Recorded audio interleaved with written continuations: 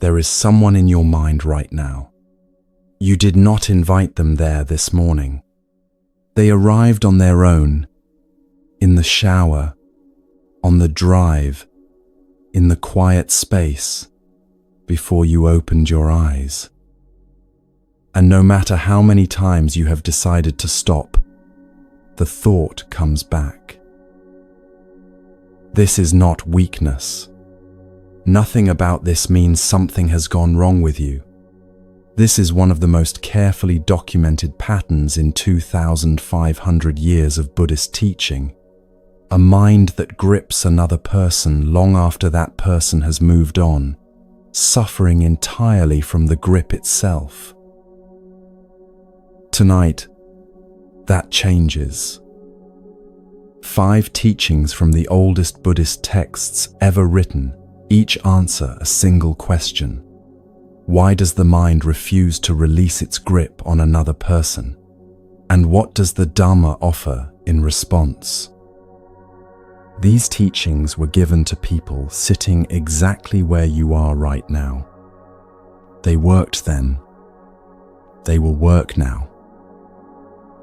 Wherever you are listening tonight, in a quiet room in Manila, on a late drive in London, lying in the dark in Sao Paulo or Jakarta, you are welcome here. Make yourself comfortable. Let your shoulders settle and your breath slow. You have nowhere to be for the next 3 hours, except exactly here, exactly now. We begin with a young acrobat in ancient India, 60 feet in the air, performing for a village crowd, who had been carrying someone in his mind for years, without a single person ever knowing.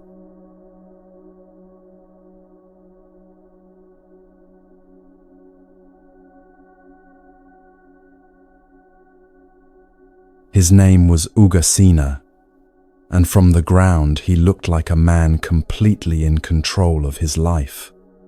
60 feet above a village marketplace, balanced on a bamboo pole, while the crowd below went quiet with the specific stillness that height and precision produce in an audience. He was the most visible person in the scene, and simultaneously, the most absent. His body was exactly where it needed to be. His mind was somewhere it had been living for 11 years, with a version of a woman who no longer looked at him the way she once had, replaying exchanges that had already happened and rehearsing ones that never would, sustaining something that had no existence anywhere in the actual world, except inside his own returning attention. No one in that crowd knew this. No one in the troupe knew the full extent of it. From outside, a man does his work reliably, travels the same roads, performs the same acts, with the same dependable skill day after day. From inside, a man can be living somewhere else entirely. The story of how Ugasina arrived at the top of that pole begins, as these stories often do, with a single encounter that rearranged everything that had previously felt settled. He was born into a merchant family in the city of Rajagaha, a prosperous place of commerce and established social order, where the shape of a young man's life was generally decided long before he was old enough to have strong opinions about the deciding. His family was respected and stable. His path was clear enough that it required almost no navigation. Learn the trade, take his place in the careful pattern assembled on his behalf, and move through his years within the reliable framework his family had spent generations building. None of this felt insufficient until a traveling acrobatic troupe came through Rajagaha and performed in the marketplace for 3 days. He watched from the edge of the crowd each afternoon, which was unusual for him. He was not a man who lingered at public performances. By the second day, he had stopped watching the performance and was watching one performer in particular, the daughter of the troop's leader, who moved through the performance space with a quality he could not name but found impossible to stop tracking. She was skilled in ways immediately visible and present in ways that were harder to define. When the troop left on the fourth morning, Ugasina walked out of the city behind their wagons and kept walking. He left a message for his family that offered no useful explanation, because he had none that would have satisfied people who had not felt what he was feeling. He followed the troop until Rajagaha was far enough behind him that returning would require a deliberate decision rather than simply a change of direction. The troop's leader received him without sentiment. The terms were plain. Every person in this company earns their place through what they contribute. If you want to remain, learn something worth keeping. If that proves beyond you, the road back is in the direction you came from. So Ugasena began learning the acrobat's art as an adult, which is to say, through sustained and frequently humbling repetition that offers very little grace at the beginning and progress in amounts too small to measure on any given day. Balance at height requires a quality of attention that cannot be forced and cannot be hurried, and the body's fear of falling does not negotiate. He fell during training enough times that the other performers developed a particular way of looking away, neither unkind nor encouraging, simply the neutral expression of people who have watched this specific stage many times before and understand that it resolves itself or it doesn't. He rose each time and tried again, because she was there, and as long as he was learning the work, he had a reason to be where she was. The years of repetition produced something he had not anticipated: genuine skill, good enough that the troop's leader began assigning him the acts requiring the most control and the most dependability. The bamboo pole act became his particular specialty, climbing 60 feet, holding a position while the crowd below went completely still, then executing something precise and clean that demonstrated the height, was entirely intentional and not the result of accident or bravado. He became the person the troop counted on for the moments when reliability was the whole of what was needed. Eventually, the troop's leader gave his permission, and Ugasina and his daughter were married. There was a period afterward when everything in his life felt like confirmation that the journey had been worth its cost. He had wanted something that had seemed unreachable, had made himself useful enough to reach it through years of patient and unglamorous work, and had arrived. The warmth she showed him during those months felt like evidence that the entire arc of his life since leaving Rajagaha had been pointing somewhere real and worth pointing toward. He went to sleep those nights with the ease of a man who has come to the end of a long effort and found something genuinely good waiting there. The warmth did not remain. What happened between them was quieter than any dramatic account would suggest, and quieter things tend to be more recognizable because they are closer to actual experience. There was no single confrontation, no exchange that settled everything at once, no moment that could be pointed to afterward as the place where everything changed. What happened was that something in how she regarded him began shifting, gradually enough, at first, that he could persuade himself he was misreading it, then clearly enough that this interpretation became impossible to maintain without deliberate effort. The warmth receded, degree by degree. Then it cooled into something neutral. Then the way she moved through the space around him changed from something that included him to something that simply went about its own purposes, in which he happened also to be present. She had no reason to leave the troop. This was her family, her people, the only world she had known since childhood. He had no world to return to. Rajagaha had reorganized itself without him during the years of his absence. His family had arranged things accordingly, and the only skills he now possessed were the ones this troop had spent years teaching him, in exchange for the work he gave them. They continued traveling together and performing together, sharing the daily rhythms of the same life, while something between them that had once been genuinely alive went quietly and permanently still. 11 years passed this way. From outside, Ugasina's life was unremarkable, in the way a working performer's life is unremarkable, competent, steady, causing no disruption to the troop's daily functioning. He was present at every meal, every performance, every dawn camp preparation, and every evening settle.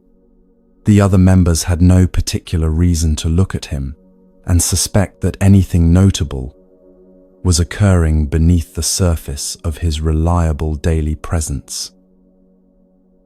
What was occurring beneath that surface was a parallel life, invisible and constant, conducted entirely inside his own mind. He was carrying a version of her that he had built from the earliest months of the marriage and continued to maintain with extraordinary faithfulness through every performance, every shared meal, every quiet hour at the end of each traveling day when the troop fell into its separate silences. In that interior life, he replayed specific conversations with a fidelity that made them feel present, not the conversations as they had actually unfolded, but versions of them in which certain words were different, certain responses more tender, certain silences filled in ways that had not actually occurred. He rehearsed alternate paths from pivotal moments. What might have followed had he said one thing rather than another? Had he noticed something earlier? Had he acted with a clarity he had not possessed at the time? He maintained a version of her that still looked at him with the particular recognition she had briefly offered, and he returned to that version the way a man returns to a lamp in a dark room, not because the lamp is warm, but because it is the only light available. He was not always aware this was happening. Some of it occurred in the visible gaps of the day, the minutes before a performance began, the long hours on the road between villages when the troop traveled in its separate clusters and conversation was sparse. Much of it ran beneath the surface of everything else, a low and constant current of attention directed at the construction, while his hands did the ordinary work of his life, and his face presented nothing unusual to anyone watching. This is one of the things people rarely understand about the grip. It does not require your full attention to sustain itself. It runs on partial attention, on the fraction of awareness that goes unoccupied during the ordinary conduct of a day, and it becomes so habitual that the returning feels less like a choice and more like weather, something that arrives without requiring permission. 20 feet away, the actual woman went about her actual life. She performed her routines with the same skill she had always possessed, spoke with her family members in the easy shorthand of people who have shared a small traveling world for many years, made practical decisions about the ongoing logistics of life on the road, and continued to change in the small, daily ways that all living people change. She was a real person, present and continuing. But Ugasena was not watching her. He was watching the version he had assembled, the one frozen at the precise moment the warmth left, held in that particular state for 11 years by the consistency of his returning attention, sustained not by anything she was doing, but entirely by what he continued to bring to it. That version never left, because that version had nowhere to go.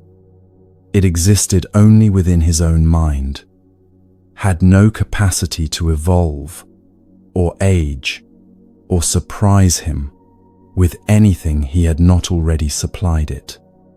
The replayed conversation, the imagined exchange, the grief that arrived at the same interior places each morning to check whether anything had changed overnight, all of it was fuel he was providing himself, daily, in amounts he had stopped noticing, because the providing had become so constant and so automatic.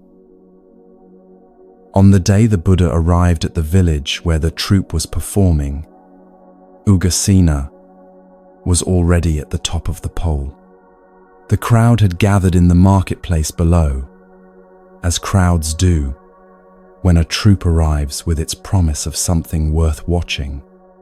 He had climbed to his position 60 feet above them, as he had done hundreds of times before in hundreds of different villages, and he stood there, practiced and still, waiting for the signal to begin his routine. His body was exactly where it needed to be, controlled and ready. His mind was where it had been for 11 years. The Buddha arrived at the edge of the crowd and looked upward. The Udana, one of the oldest collections of the Buddha's teachings, preserved across 25 centuries, records what followed without ceremony or setup, in the direct and spare language of a moment that required no elaboration to be complete. The Buddha looked at this man 60 feet above a dusty village marketplace and spoke to him as plainly as if they were sitting across from each other in a quiet room with nothing between them and no one else present. "Let go of what is in front," he said. "Let go of what is behind. Let go of what is in the middle. With a mind that has gone beyond clinging, you will not come again to birth and aging." 4 sentences.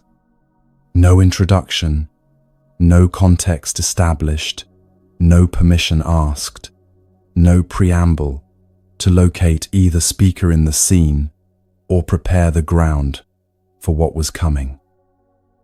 Just the teaching, given plainly in the open air of a village marketplace to a man balanced on a pole who had been carrying an invisible interior life for 11 years, without a single person in his daily world ever knowing the full weight of it. Something broke open in Ugasena at those words. The Pali Canon records that he attained liberation in that encounter with the Buddha. Before reaching for the full weight of what liberation means in Buddhist teaching, stay with the more immediate truth of what actually shifted in him as those 4 sentences arrived. What broke open was a recognition, sudden, complete, and carrying the particular quality of something that had been sitting in plain sight all along, but remained hidden until this precise moment about what he had actually been holding for 11 years. He had not been holding her.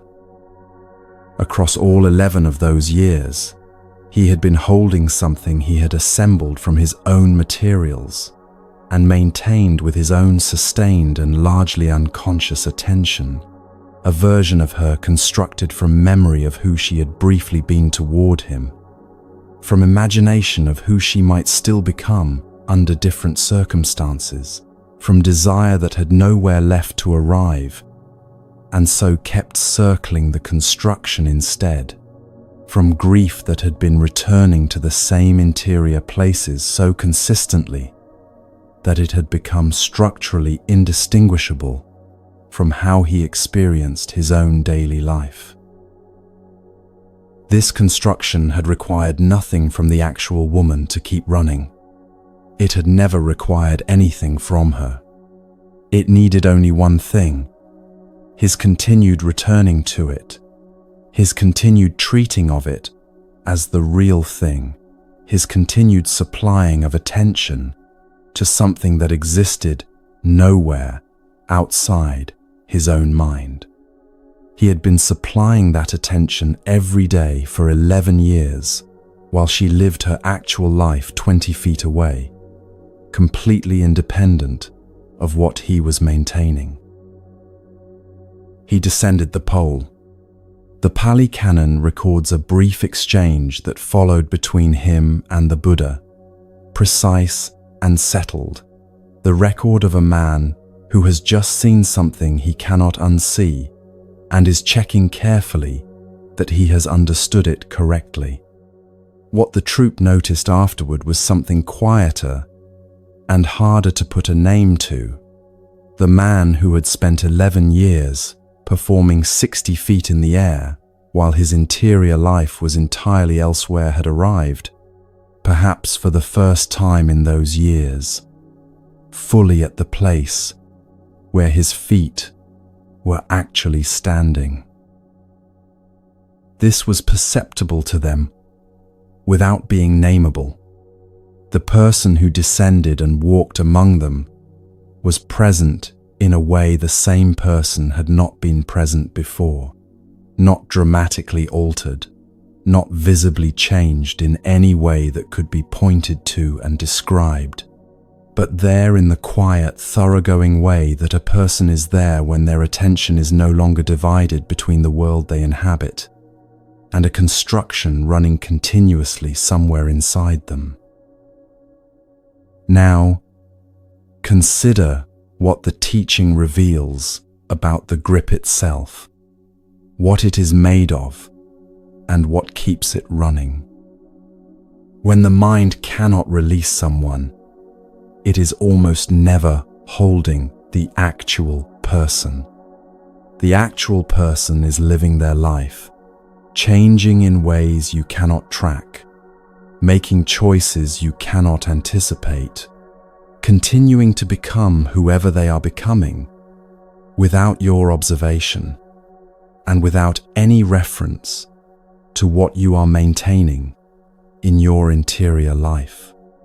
What the mind is holding is a construction, assembled from specific materials and sustained by specific fuels that the mind itself continues to provide, entirely independently of anything the other person does or fails to do. Memory is the first material. The mind returns to particular moments with a faithfulness that can feel almost like loyalty, a specific tone of voice in a specific conversation, the exact quality of a particular afternoon, when something between two people still felt genuinely possible, the weight of something said or left unsaid that later turned out to carry more significance than it appeared to carry at the time. These moments feel vivid because the mind has returned to them enough times to wear grooves in the direction of its own attention, and travel along grooves feels effortless because the path is already worn smooth. But memory reconstructs each time, shaped by what you now know, by what you now wish had been different, by the emotional coloring of the present moment from which you are currently remembering. The moment you keep returning to is already a version of itself, carrying your current grief and your current longing woven into it, making it subtly different from what it actually was when it first occurred. Imagination is the second material. The mind generates versions of the person as they are now, what they might be thinking about you today, what they would say if they could see what your days have been like since the last time you were in each other's lives, what they might do or feel if circumstances were slightly different from how they actually are. These imagined exchanges feel convincing because they are built from genuine knowledge of the person, their characteristic responses, their particular vocabulary, the specific ways they move through the world when you knew them well. The living person today has continued changing in ways you have no access to, in ways that may have been significant, in ways that might surprise you entirely if you actually encountered them now. The person in your imagined conversations is a combination of an older version of them and whatever you need them to say in this particular moment. Desire is the third material, and perhaps the most important to name directly. Something specific was wanted from this person, a quality of being seen, a specific kind of warmth, the feeling of mattering in this person's particular way of regarding things. The mind returns to the construction because the wanting has not resolved, and the construction provides a space where the wanting can continue to exist, even when the actual person is no longer available to receive it. This is why the thought arrives most insistently at the moments when something in daily life touches the old wanting, when you are tired, when something has gone wrong, when the evening goes quiet in a way that makes the absence feel not abstract, but shaped and physically present. Desire keeps the construction available in those moments, so that when attention goes looking, there is somewhere familiar for it to land. Hurt is the fourth material, and the most durable of all. Unresolved hurt returns to check whether anything has changed, whether the wound is a different size this morning than it was last night, whether some new piece of understanding has arrived that would finally make sense of what happened and why. It never finds what it is looking for in this checking, which is precisely why the checking continues. The mind cannot leave the wound alone because leaving it alone feels like abandoning the question the wound raised, and the question still feels as though it deserves an honest answer. So the checking continues, returning to the same interior place, consuming the same quality of attention, producing the same absence of resolution it produced every time before. These four materials share one crucial characteristic. None of them require the other person's participation. The construction runs entirely on your attention. You supply the fuel. You sustain the flame. You are the only one maintaining the version of them that continues to occupy so much of your interior space. The person you cannot stop thinking about may be living their days entirely undisturbed by the fact that you are thinking about them. The construction makes no demand on them whatsoever. It is a private arrangement, conducted entirely within you, between you and a version of them you have assembled and continue to maintain. When this recognition arrives, it tends to come with two feelings sitting close together. The first is uncomfortable, because it means the grip is not being maintained by anything the other person is doing, which means it cannot be ended by anything they might do differently. Their apology, their return, any change in their circumstances, none of these could dissolve what is fundamentally a construction of your own sustained attention. The second feeling, sitting directly underneath the discomfort, is considerably more useful. If the construction is yours, then the maintaining of it is yours as well.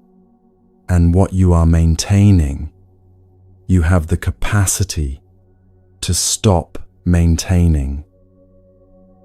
The teaching does not ask you to dismiss what you felt as unreal, or to produce a version of release that does not match what is genuinely present in you. What you felt was real. What happened between you and this person was real. The pain of it is real. It asks only that you see clearly what you are holding right now, a construction assembled from your own materials, running on your own fuel, requiring your continued returning to it in order to keep running. Seeing this clearly is the first loosening. It is the beginning of the path ahead, not its completion. But it is the moment when descending from the pole becomes something the mind is willing to begin considering. Take a breath here, wherever you are listening from. If there is someone in your mind right now, and perhaps there is, perhaps that is exactly why you are here tonight, see if you can stay with them for just a moment, not to replay anything or rehearse anything, but simply to notice what version of them your mind has been holding and maintaining. Not who they are today, somewhere in the world, living their own days and making their own decisions entirely independent of your attention, but the particular version assembled inside your own mind, built from specific memories, from imagined conversations, from the precise moments your attention returns to most readily when it goes looking for them in the quiet hours. That version is yours, assembled from your own materials, sustained by your own returning to it, existing nowhere in the world outside the space your attention occupies when it leaves the present. You do not need to dissolve it right now, or decide anything about it, or feel anything particular about having seen it clearly. Let the recognition rest alongside whatever is already present in you, the way a second lamp changes the quality of a room without requiring you to extinguish anything that was already there. Even when this recognition settles clearly, even when you see what you are holding and understand precisely what it is made of, the mind does something that anyone who has ever tried to release a person will recognize without any need for explanation. It brings the thought back. The recognition does not prevent the returning. The thought arrives again. The familiar quality of ache returns with it. The construction resumes as though the previous several minutes of clarity had left no trace at all. This is not failure. It is simply a different question from the one this section has been addressing. A question about how the mind becomes conditioned to return to certain patterns, about why specific thoughts come back regardless of how clearly you have understood that you would prefer them to release, and about what the Dhamma actually offers when insight alone turns out not to be sufficient to stop the returning. The Buddha addressed this directly, with 5 specific and practical responses for a thought that hammers back regardless of understanding and regardless of intention. A monk named Vangisa encountered this pattern in himself, in a way he could neither manage privately nor fully conceal from those around him, and his honesty in bringing it directly to the Buddha produced one of the most practical and uncomplicatedly honest teachings on this subject in the entire Pali Canon.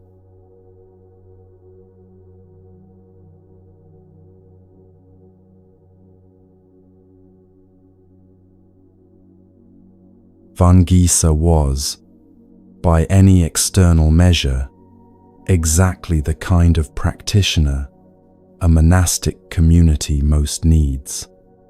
He had joined the Buddha's order with genuine intention and brought with him an unusual gift, a facility with language, a capacity to find the precise and careful expression for subtle interior experiences that other monks found illuminating in the particular way that certain voices are illuminating, not because they introduce entirely new ideas, but because they articulate clearly what others have been feeling, without yet finding words adequate to what they have been feeling.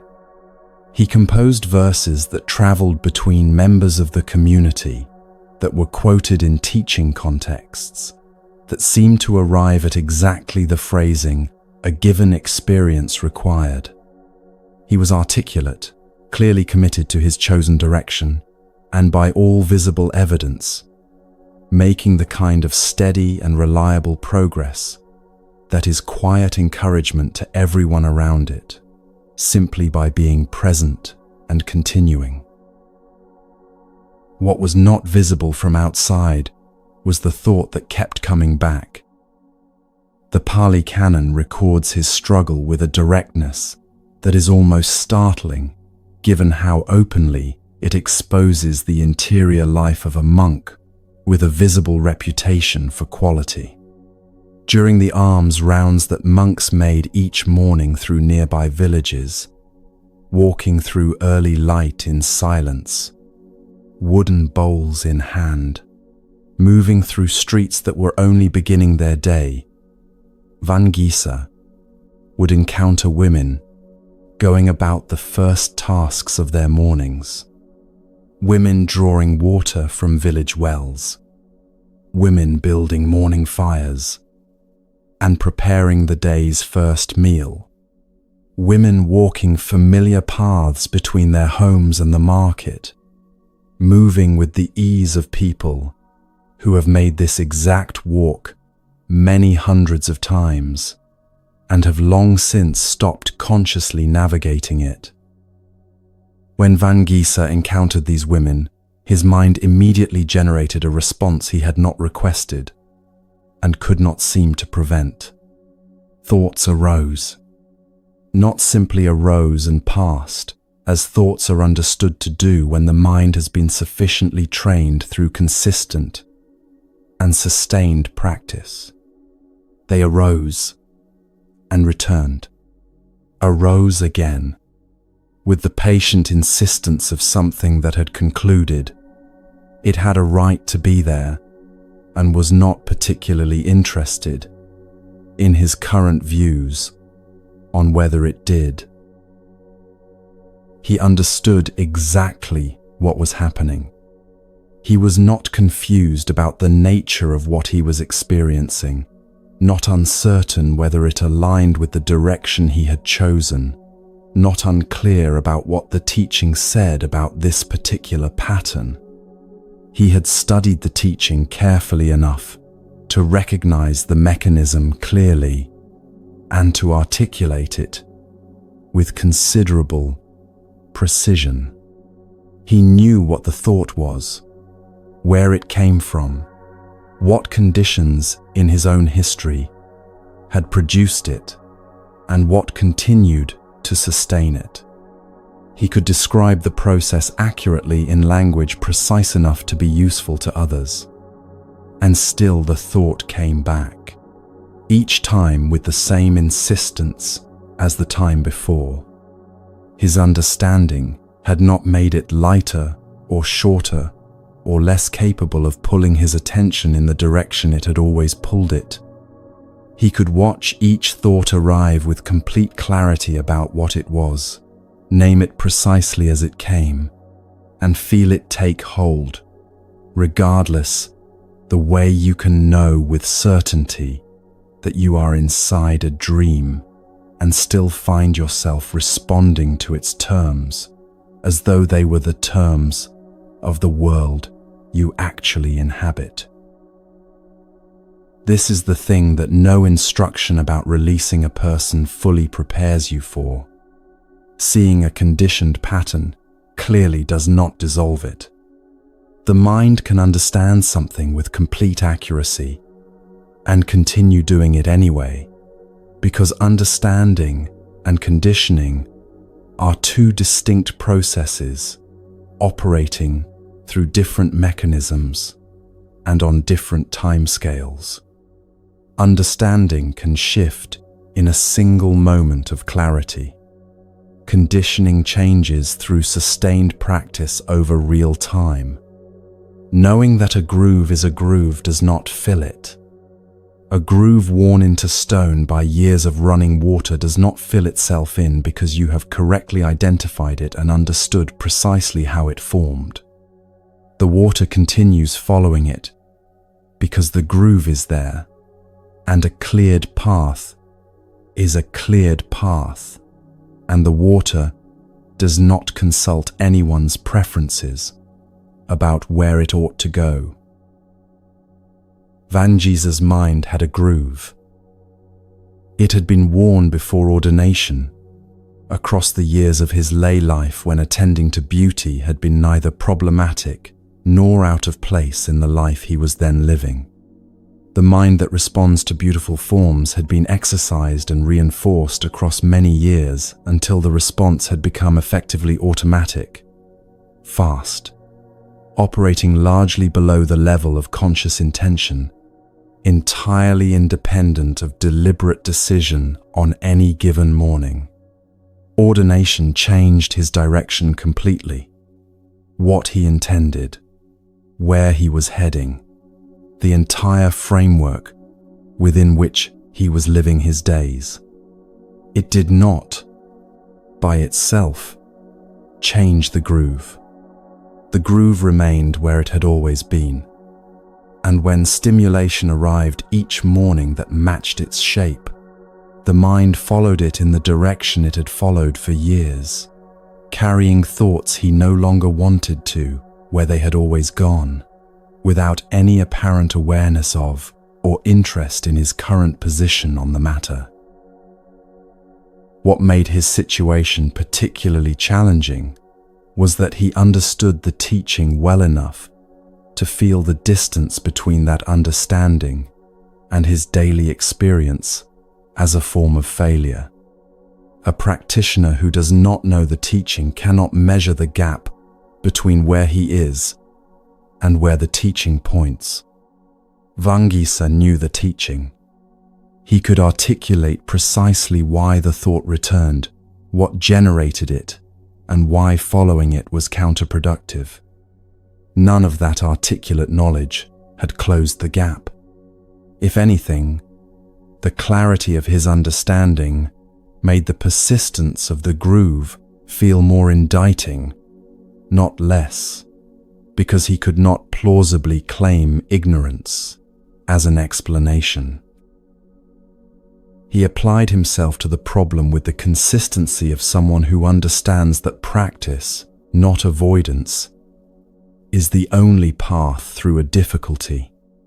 He kept his gaze directed downward on arm's rounds, his attention on the path immediately in front of him. When thoughts arose, he brought the teaching actively to mind, recalling what he understood about impermanence, about the body's nature, about the mechanics of how craving sustains itself, and what it costs when followed repeatedly. He applied will directly, a decision at the threshold of each morning that today the thought would not take hold. The thought came back anyway, not always immediately, but reliably, and with a patience that outlasted his effort. An hour of relative quiet, and then it would arrive again at the same interior place, as though the quiet had been a resting rather than a resolution. There is a specific quality of discouragement that accumulates when sustained effort meets a difficulty that does not proportionally respond. It settles into the gap between what you clearly understand about your situation and what you can actually sustain under real daily conditions over real time. And in that gap, the discouragement presents itself not simply as a feeling, but as evidence that something is specifically wrong with you, that other practitioners navigate this territory with an ease you cannot access, that your persistent difficulty, despite genuine effort, reveals some deficiency of fundamental nature that more suited people have somehow managed not to carry into their practice. This is a painful story to inhabit, made more painful by how convincing it can feel at the moments when you are most tired, and the thought has just returned for what seems like the 100th consecutive time without any detectable reduction in its force. Vangisa brought his difficulty to the senior monk, Ananda, first. He described his situation plainly. The returning thought, the effort applied to it over time, the persistent gap between his understanding and his capacity to hold that understanding steady under actual conditions. He did not minimize the situation or dress it in more flattering language than it warranted. His honesty in this is worth pausing over. He was a monk with a visible gift and a genuine reputation, moving through a community where evidence of spiritual progress carries weight, and he chose to describe his actual experience with full accuracy, rather than offering a version shaped to present more favorably. Ananda directed him to the Buddha. Vangisa went, carrying the same honest account rather than a tidier version, prepared for a more receptive reception. The Buddha's response is preserved in the Pali Canon, and what is most significant about it is not only the content of the 5 methods offered, but the quality of the offering itself. No surprise was registered at Vangisa's difficulty. No concern expressed that a monk of his evident gifts was still dealing with something so elementary. No suggestion that this was unusual or pointed to some deficiency requiring special examination.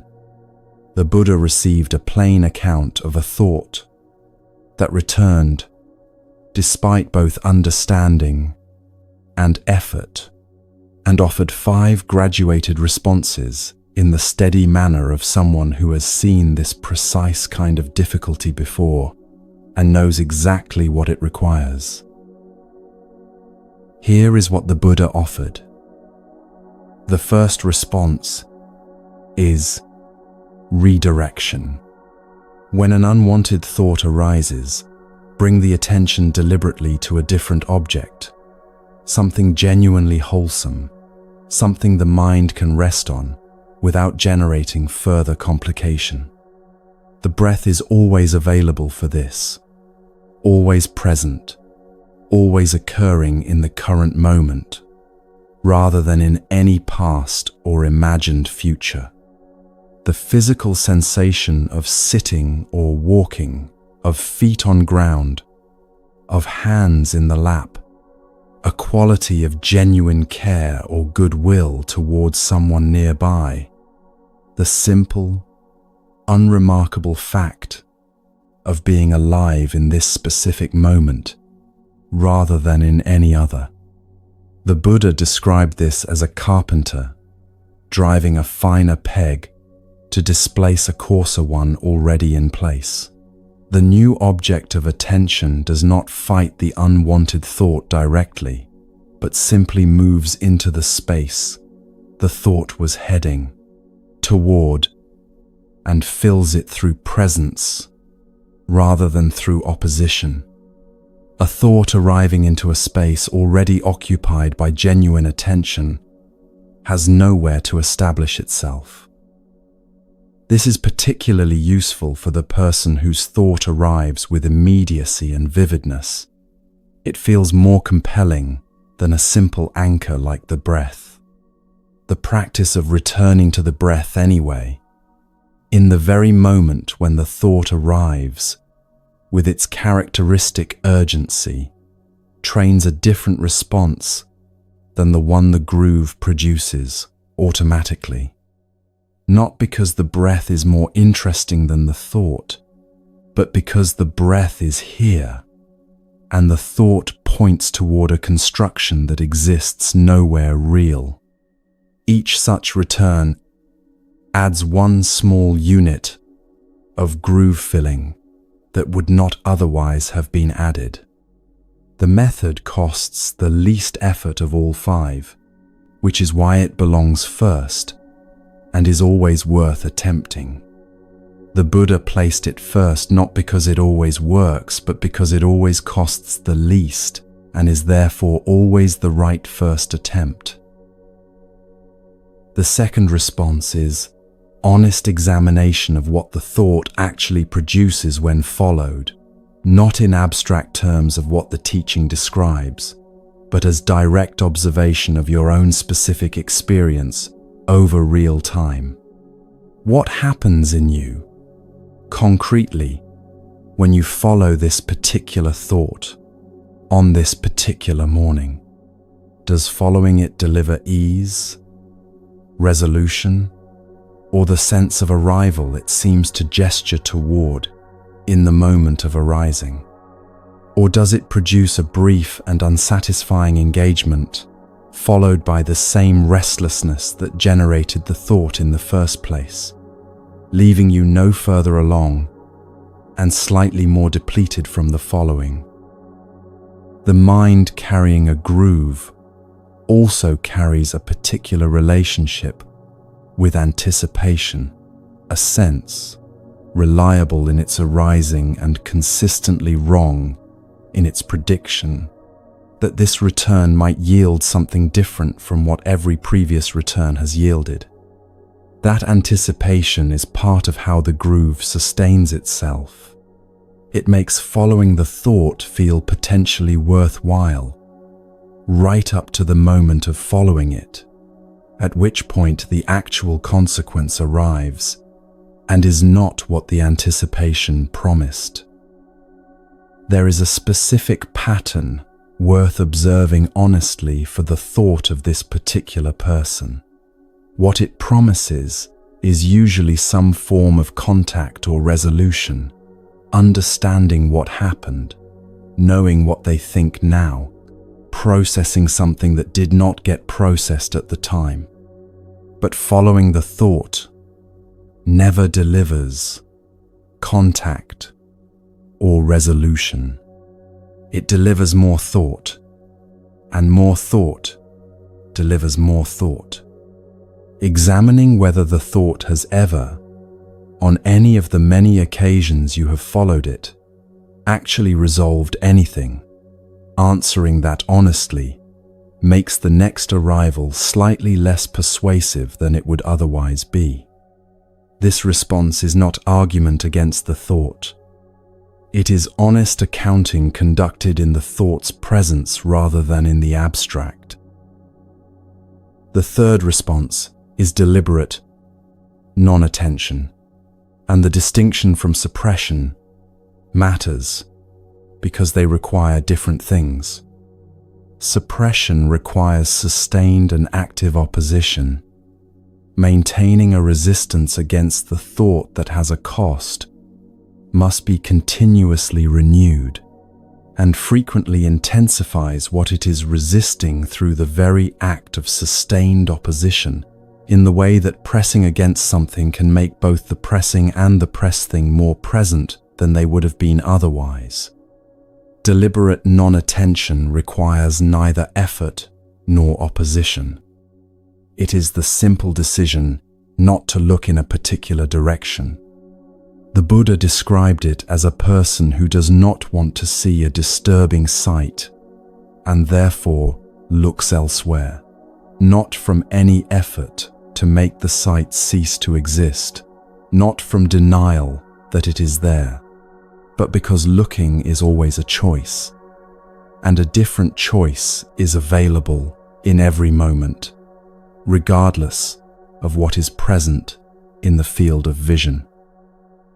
When the thought arises, you do not engage with its content, follow its thread, argue with its presence, or make any project of it in any direction whatsoever. In the context of the person you cannot release, this response looks like the thought arises with its characteristic quality and texture. You recognize it, and you give your attention to whatever is physically present in your immediate environment, the surface you are sitting on, the temperature of the air, any sound within hearing range that requires nothing of you. Not as escape, but as a redirect to what is actually here, rather than to where the thought points, which is somewhere else entirely. You give your attention elsewhere, with the quiet simplicity of turning in a room to face a different part of it, without announcement, without making the turning into an event. The fourth response attends to an earlier stage of the thought's development, before it has fully arrived and gathered its characteristic momentum. The Buddha offered the image of a runner who gradually allows the running to slow, from a run to a jog, from a jog to a walk, then to stillness, not because something external stopped the running, but because the runner recognized the running was no longer required and allowed it to come down accordingly. A thought that arrives with full pressing insistence has been building through a sequence of smaller movements, each one creating conditions that make the next more probable. There is an earlier stage, before the full arrival, when the thought is still only forming, still only exerting the first faint pull of attention in the familiar direction, when intervention is easiest and costs the least. That first faint pull has a recognizable quality, different from the full thought, a slight tilting of attention in a familiar direction, sometimes accompanied by a small shift in physical sensation, a slight contraction somewhere in the chest or throat, a faint change in how the breath moves. Learning to recognize this earlier signal is a significant development, because the earlier the recognition, the less momentum there is to work with. Catching the thought at this stage allows a response while it is still gathering rather than already gathered. This is the most subtle of the 5 responses, depending on a quality of fine and early attention that becomes more reliably available through consistent practice over time. On occasions when the thought bypasses all detectable early stages and arrives already fully formed, something more direct is required. The 5th response the Buddha offered last, and offered honestly, without softening what it asks for. He said, if none of the previous 4 responses has been sufficient on this particular occasion, if the thought has moved through all of them and presses on with undiminished force, then hold the mind against it through plain and sustained effort. The language he used was deliberately physical, teeth clenched, tongue pressed against the upper palate, the mind bearing down on what is arising with the direct and entirely unglamorous force of simple restraint. The image was of a stronger person holding a weaker one, not through technique or elegance, but through the uncomplicated application of greater force to what requires containing until it passes. No grace operates here. No insight is required. The thought presses, and the mind holds against it, and eventually the thought passes, because everything passes, including the most insistent thought about the most significant person you have ever known. For the person you cannot release, this 5th response is sometimes what an ordinary Tuesday morning requires, not because the thought is at its most intense on ordinary Tuesdays, but because the other 4 responses have been applied, and the thought has outlasted them on this particular morning, and the work is to hold steady until it passes. Doing this honestly is the practice, even when it looks nothing like what practice is supposed to look like when described in the language of insight and transformation. The unglamorous holding still counts. It still makes the groove fractionally shallower than it was before. The structure of the teaching itself carries a message worth noting. The Buddha placed the 5 responses in order from least effortful to most effortful deliberately. This ordering contains a teaching within the teaching. On some occasions, redirecting the attention is sufficient.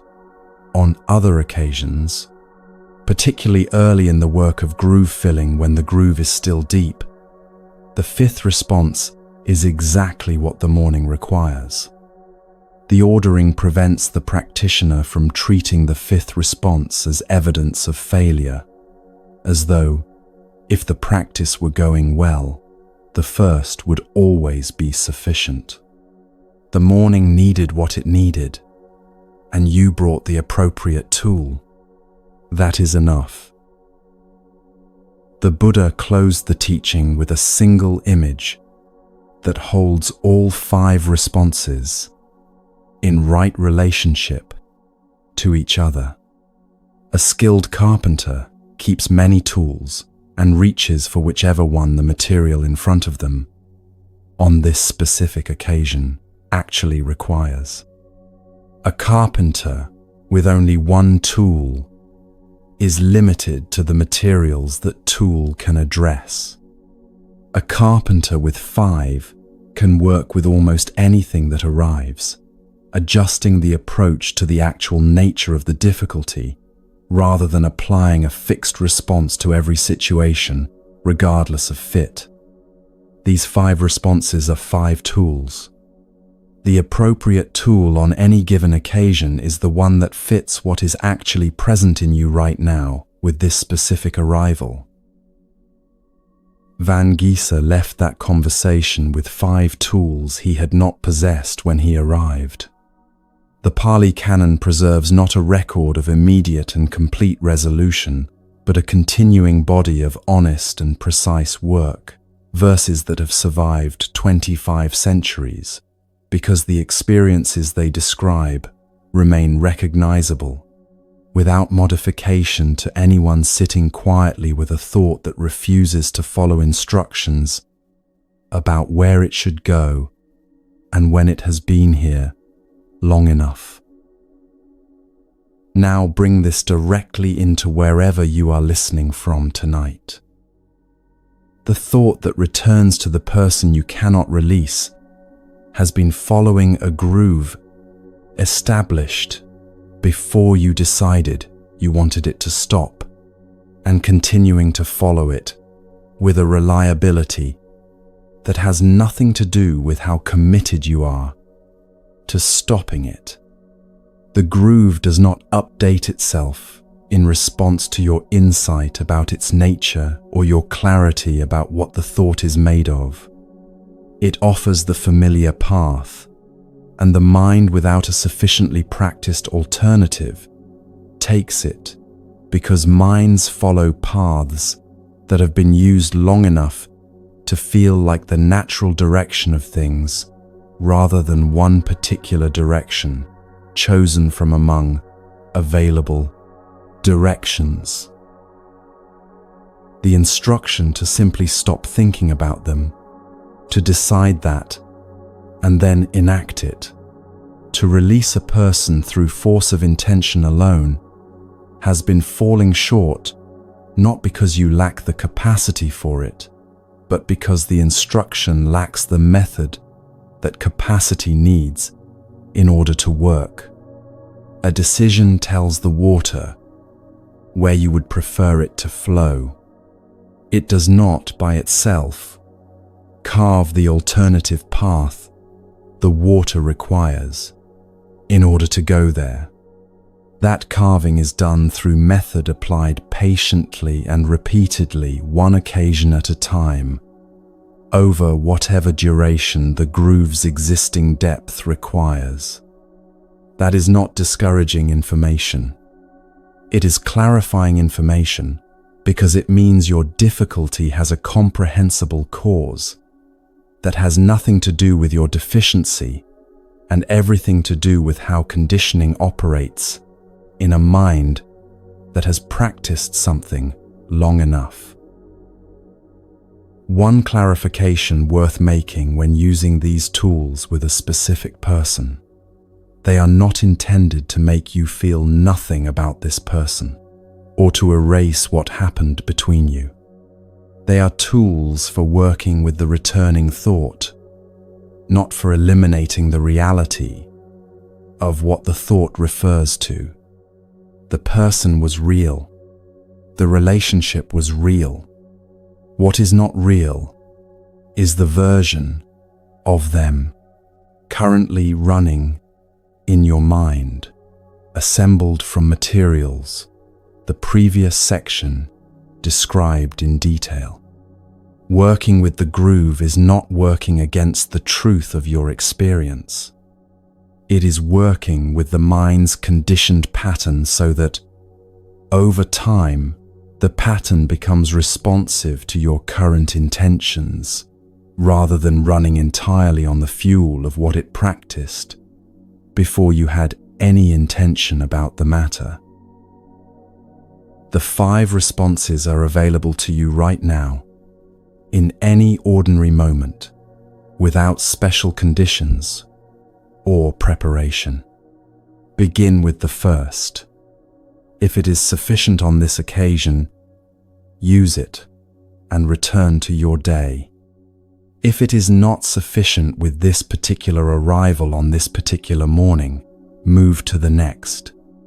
Work with what this specific moment requires, rather than what you feel it should require, given how long you have already been working with this. Each application of any of these responses makes the groove marginally shallower than it was before that application. Not in a way that announces itself or feels like identifiable progress on the day it happens. In the way that any well-worn path gradually fills in through consistent and patient redirection, one occasion at a time, over time, until one morning the thought arrives and finds less of a path ready to receive it than it found before. When the thought returns, you are not failing. You are a practitioner with a groove and 5 tools, and the returning is simply the moment when one of those tools is useful. Find the one that fits this morning's particular arrival. Apply it. Return to your life.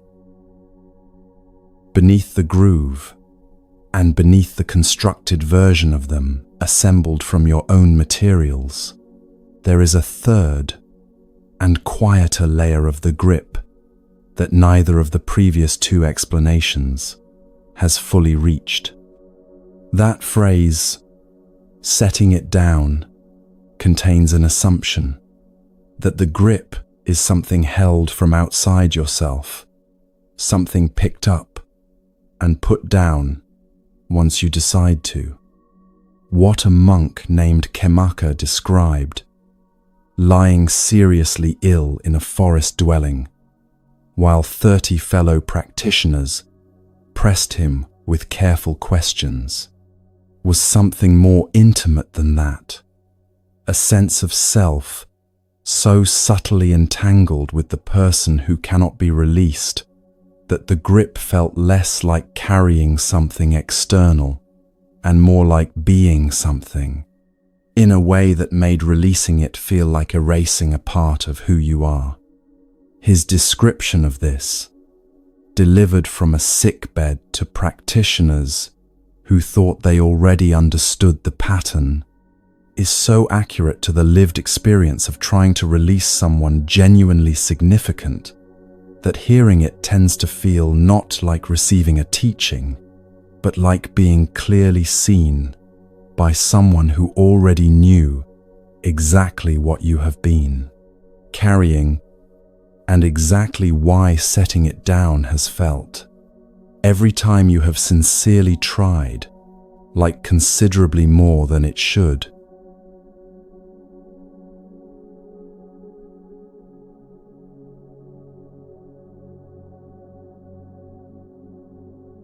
The Pali Canon records an exchange between a seriously ill monk and 30 of his fellow practitioners that has very little visible drama on its surface and an enormous amount of precision in its substance. The ill monk was named Khemaka, and he was living in a forest dwelling during what the texts describe without embellishment as a significant illness, not a minor seasonal ailment that inconveniences without genuinely limiting, but something serious enough that walking any real distance was beyond what his body could manage on the days when the exchange the 30 monks needed to have with him was taking place. The 30 practitioners were gathered somewhere else in the same forest complex, near enough that messages could be carried between the 2 locations without great difficulty, but far enough that actual visits in either direction required a deliberate effort that Khemaka's condition made genuinely costly. The exchange mattered enough to conduct by messenger anyway. The 30 monks sent a practitioner named Darsaka to carry their questions to Khemaka's dwelling and his responses back to where they waited. In the careful relay that communities use, when direct exchange is complicated by circumstance, but the inquiry is too important to set aside until circumstance improves. Darsaka was patient and thorough, making the trip between the 2 groups as many times as the exchange required, arriving at Khemaka's sickbed with questions from the 30 and returning to where they waited with whatever Khemaka had said in response. This went on for most of a morning, question followed by answer, followed by further question, each exchange moving the inquiry deeper into territory that required more precision than the previous exchange had provided. The questions the 30 monks were pressing were specific, and they addressed the most interior dimension of Kemaka's practice.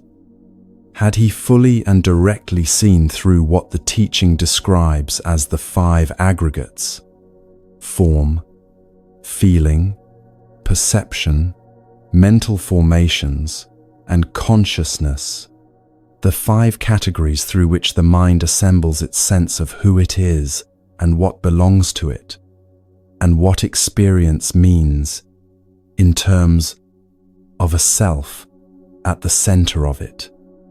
Did he identify any of these 5 as self? Did he experience any of them as the essential Kemaka, the permanent and independent entity that the mind habitually treats as the foundational reality beneath everything else it experiences?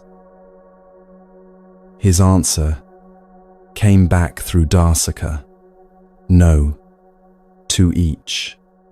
He did not identify form as self, feeling as self, perception, mental formations, or consciousness as self.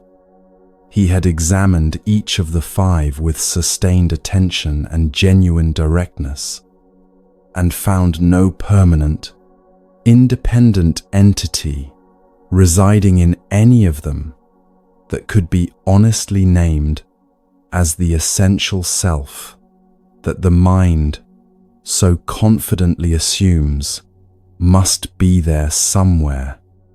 This was not a position he had adopted as a matter of intellectual agreement with the teaching's propositions. He had looked directly, with the kind of first-person observation that the teaching consistently distinguishes from merely holding a correct view, and found nothing there that deserved the name. The 30 monks processed this answer and sent another question back through Darsaka. If Kemaka had genuinely and directly seen through each of the 5 aggregates, if his seeing was real rather than conceptual, then surely his practice had arrived at its completion.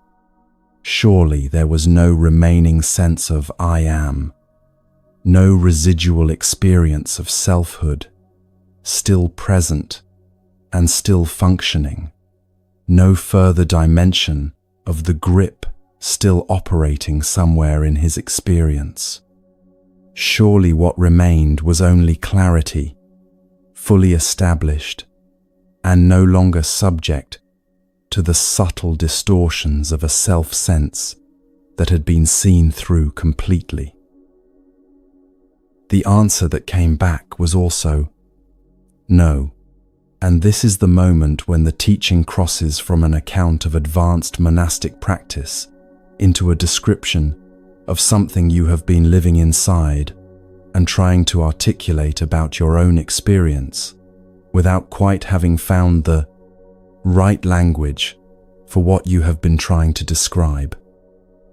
Kemaka could not say that the subtle background sense of I am had fully cleared. He could not say that the identity-making activity of the mind, the continuous, background process that organizes experience into the ongoing narrative of a self with a history and a future and things that belong to it, had ceased to generate any residual sense of his own presence at the center of what was occurring. Moment by moment, something remained. This was not confusion on his part, not wishful thinking in the opposite direction, not spiritual modesty about a completion he was too cautious to claim. Something genuinely remained, functioning below the level of any specific belief about the aggregates, more ambient than any particular thought. present in the overall texture of how experience organized itself, rather than in any identifiable and addressable feature of that experience. He was clear about this, and clear that he could not in honesty say otherwise. The 30 monks kept pressing Darsaka to carry their questions. If the remaining sense of I am was not located in the form, not in the feeling, not in the perception, not in the mental formations, not in the consciousness, then what precisely was its nature and where exactly did it live? Could Khemaka describe it in terms specific enough that they could understand what he was pointing toward? Could he give it enough definition that they could see what he was seeing, rather than simply knowing that he was pointing at something real that remained beyond the reach of their current understanding? The questions grew more specific with each exchange, pressing from different angles toward the same unclear center, the way a person circles something in low light, trying to get a direct look at it, rather than only its shadow. Here, Khemaka stopped sending messages and made the journey himself. The Pali Canon notes this transition without editorial comment, and the lack of comment is itself worth holding for a moment, because the decision it records is not small. He was seriously ill. The journey cost him something real. He made it anyway, apparently having concluded that what needed to be said next could not travel accurately through an intermediary and remain fully what it needed to be when it arrived. Some things require the person who has experienced them to be present in the room, speaking in their own voice, watching whether the image is landing the way it needs to land, ready to add or adjust if the first offering does not fully reach the people it is offered to. He arrived where the 30 monks were gathered, settled himself among them with whatever physical difficulty the illness imposed on the settling, and described a scent. "Imagine a piece of cloth," he said, "that has been genuinely and thoroughly washed, not superficially rinsed or cleaned to an acceptable level of surface appearance, but washed with actual care and actual completeness until every trace of accumulated residue from previous use has been addressed. Hold this cloth up and find nothing that should not be there. The cleaning was real and complete, in every sense that washing is capable of being real and complete. There is no remaining dirt pressed into the weave, no hidden stain that the washing circled without fully reaching, no residue that survived by hiding in a place the cleaning did not thoroughly penetrate. The cloth is clean in the full and unqualified sense of that word, and anyone who examines it carefully will confirm this without hesitation.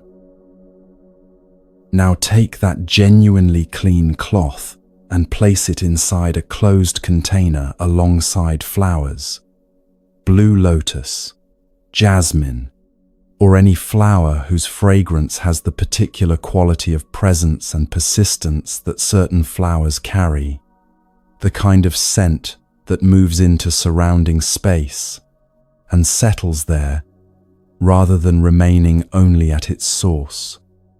Leave the cloth sealed in the container with those flowers for a single day, not weeks, not months, simply one day of close proximity between the clean cloth and the living, fragrant blooms enclosed with it.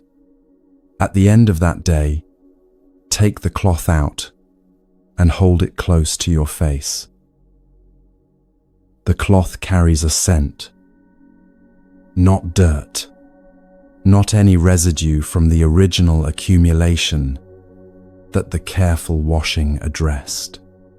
A scent, something taken into the fabric through proximity, through the sustained and enclosed contact between a clean surface and something fragrant that has settled into the weave in a way that the washing, however thorough and genuinely complete on its own terms, did not and could not have addressed, because the scent was not present in the cloth when the washing happened.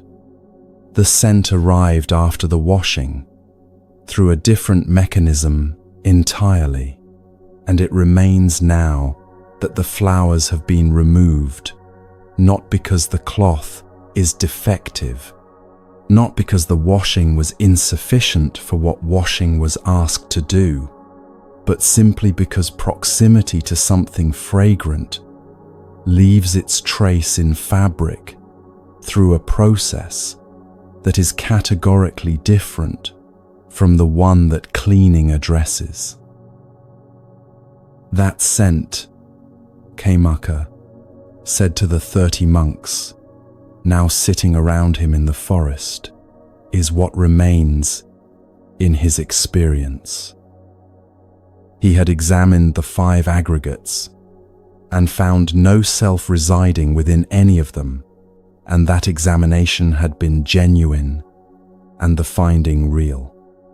And still there was a faint but undeniable scent, a residual orientation toward experience that continued organizing moments in terms of a self at their center, that continued generating the subtle background sense of, I am even in the absence of any specific belief about a self that could be examined and corrected, not as a thought he was having or a position he was taking, not as a view he held about himself or a doctrine he was clinging to against better understanding, as a quality of the fabric itself, taken on through sustained proximity and still present in the weave now that the proximity had ended, requiring something categorically different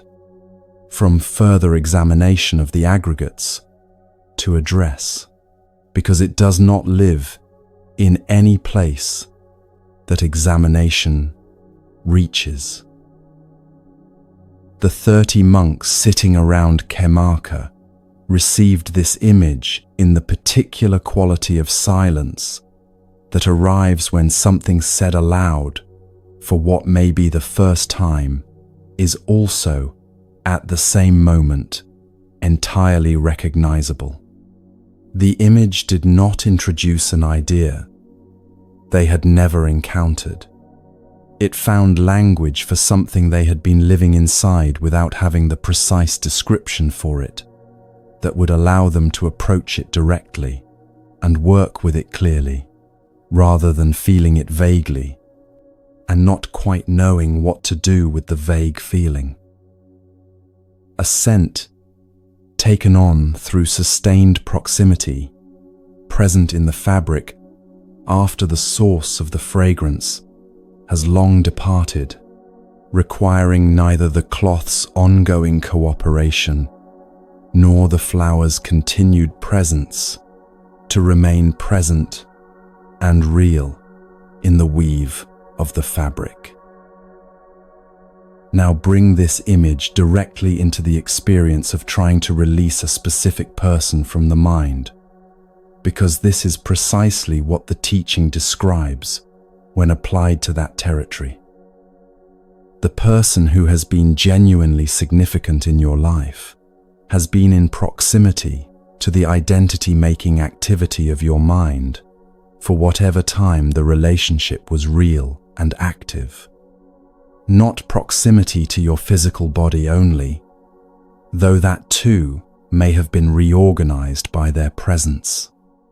Proximity to the continuous background process by which the mind constructs who you are, the always running activity that takes everything that happens and weaves it into the ongoing narrative of your life.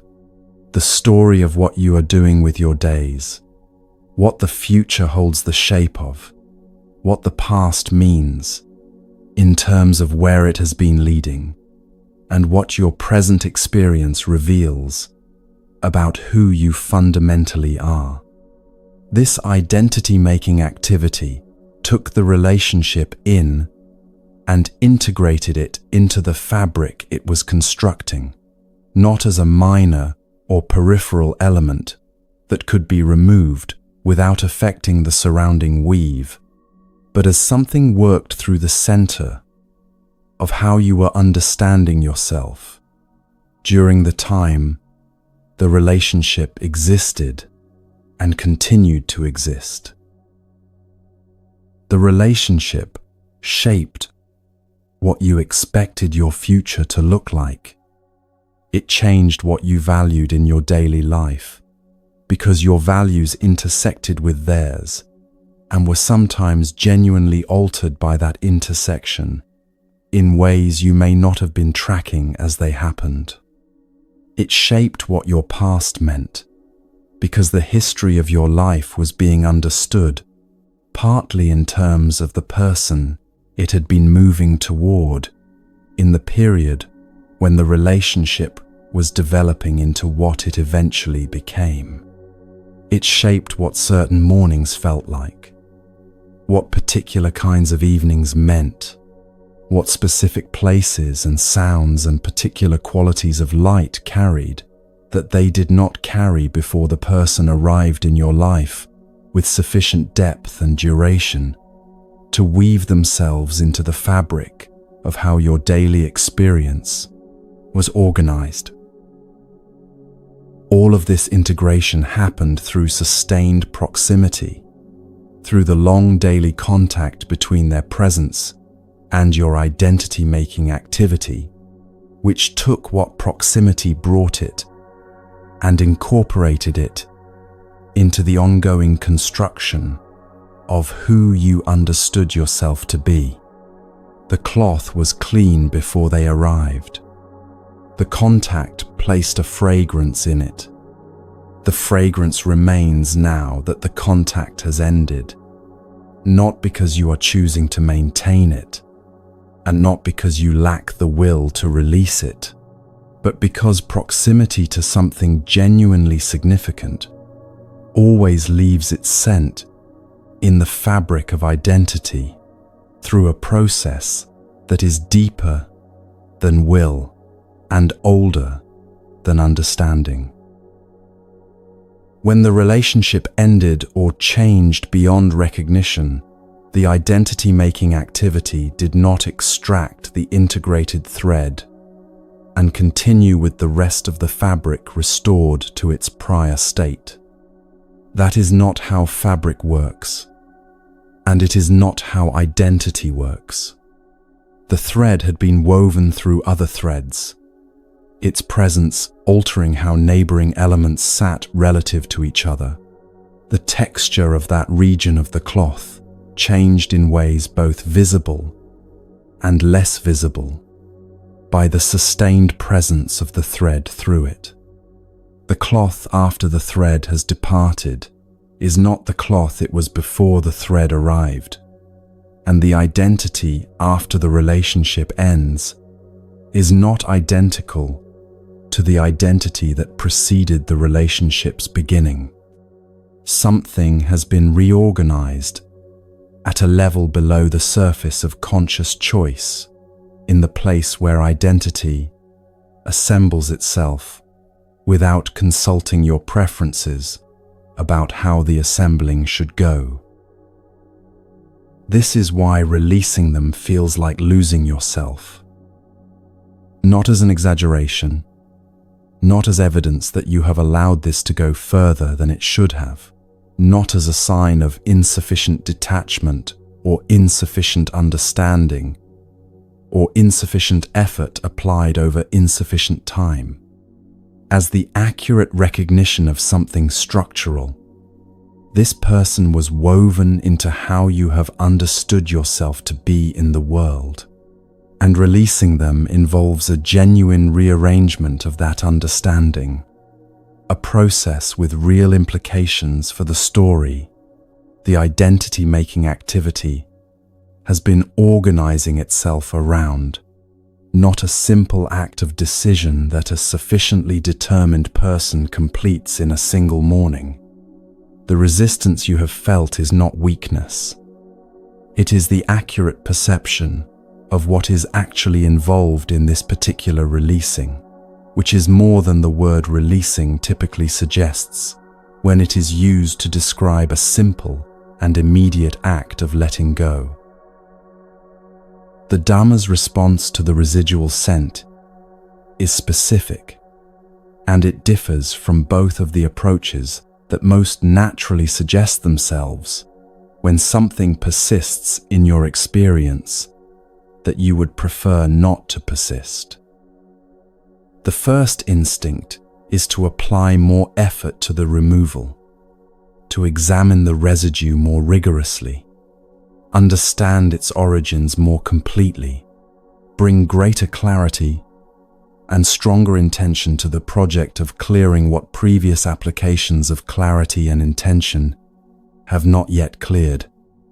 Wash the cloth again, more carefully this time, with better technique and more thoroughness than the previous washing managed. Karmaka's image addresses this directly. The scent is not in the place that washing reaches. It took up residence through a process that washing was not designed to address, and applying more of what has not been reaching it will not suddenly begin reaching it because of the increased application. The second instinct is suppression, to hold the awareness of the scent below the surface of daily experience through sustained effort, in the hope that consistent and long-maintained suppression will eventually accomplish what recognition and understanding have not accomplished.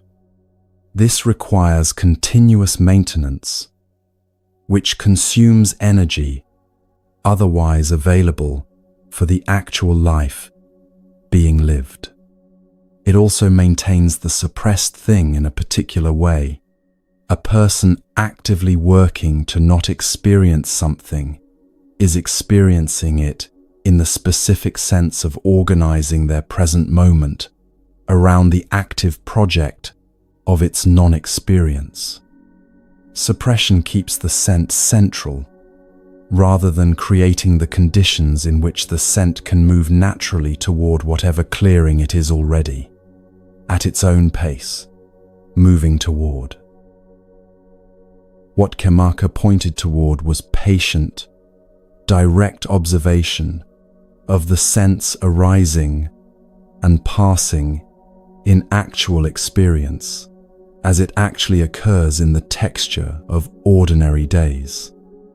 Not analysis of its origins or argument with its legitimacy or project making of any kind around its presence or absence, simply watching it appear.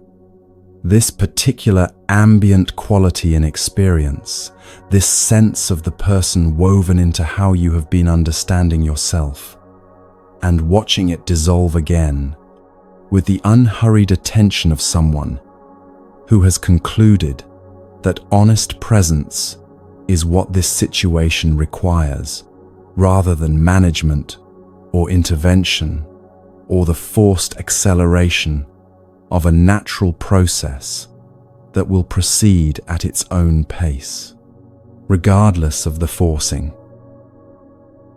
The passing is as important to witness as the arising. On each individual occasion, without exception, the sense that arises will also pass, not permanently after a single observation, not in a way that forecloses any future arising, but on this specific occasion, in this specific moment of experience, the presence is followed by an absence, the scent by a clearing, the sense of this person woven through the fabric of your identity by a moment in which that specific sense is simply not what is currently present in experience. Observing this directly and repeatedly gives the mind something real to stand on. The arising did not last forever on this occasion. Things that arise pass, including the subtlest and most durable residue of the most significant person who has ever been woven into the fabric of how you have understood who you are. The cloth does not need to be rewashed. It needs open air, time, and the quality of patient and non-forcing presence that allows the scent to move at its own pace toward the clearing that is already, in its own way and on its own timeline, quietly underway beneath the surface of each day in which you are living your actual life, rather than being consumed by the project of managing what remains from the one that ended. Each occasion of patient observation, each time the sense arises, and you watch it, rather than following it or suppressing it, contributes to the natural clearing in the way that each hour of open air contributes to the gradual fading of a scent from fabric, not through any dramatic intervention, not through visible progress on any single occasion, but cumulatively and reliably over the time that the depth of the integration genuinely requires. In practical terms, this looks quieter than almost anything else suggested so far in this journey. When the sense of them arises, not the constructed version, not the grooves returning thought, but this more ambient quality of their presence in how you have been understanding yourself. The practice is to let yourself notice it without immediately doing anything about it, not following it into its full emotional range, not pressing it back below the surface, not analyzing whether it is reasonable for it still to be here at this point, or debating its legitimacy in terms of how long has passed, or how thoroughly you have already worked with everything else this person has left in your interior life. Simply, this is here right now, arising in experience, carrying what it carries about this person and about who you have been in relation to them.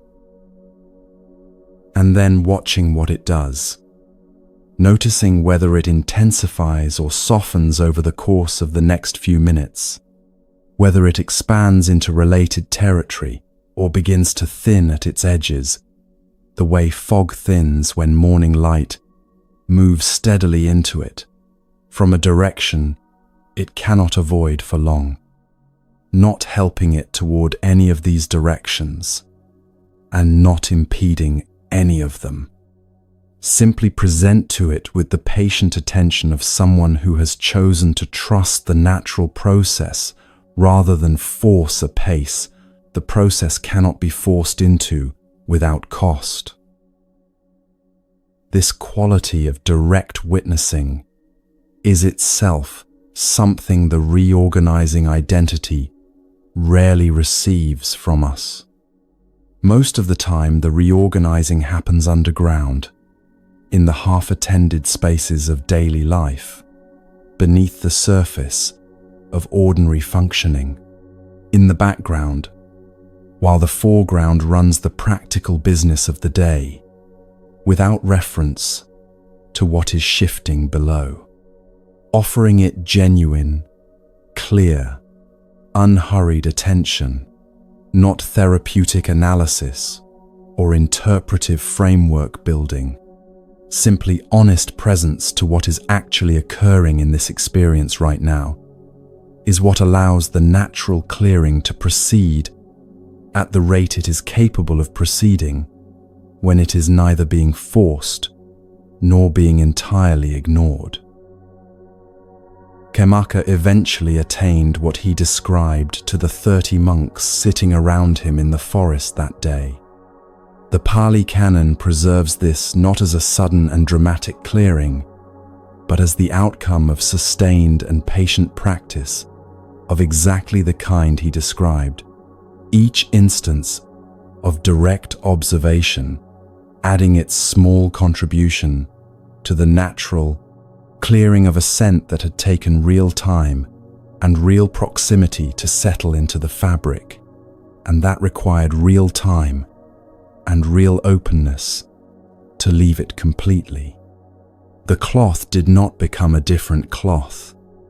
It became a cloth from which the particular scent that proximity had placed in it had finally and fully cleared through the same natural process by which any scent clears from any fabric, given sufficient time and open air, and the absence of the conditions that would only press it deeper into the weave, rather than allow it the natural movement toward absence that is always, at some pace, already underway.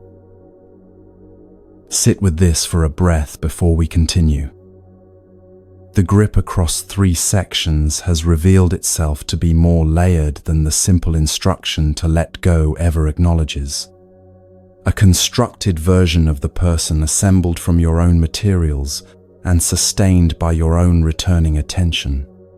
A conditioned groove in the mind's movement that follows familiar paths regardless of your current intentions about direction, requiring graduated and patient method rather than will alone.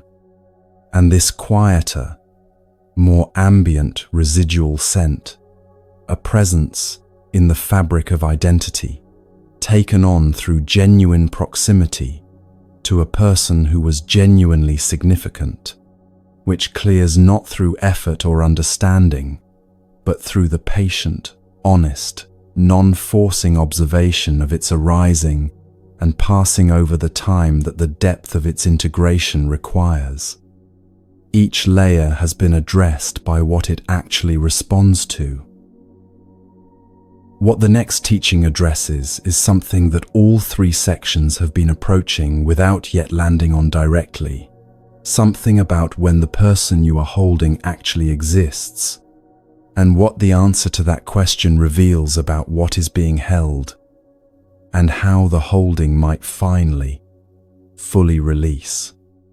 A monk who had been carrying a single difficult exchange in his mind for months discovered this in an encounter with the Buddha that produced one of the quietest and most precise teachings in the entire canon, not about who the person was, but about when they existed and what becomes available to experience once that question has been answered clearly and lived rather than merely understood.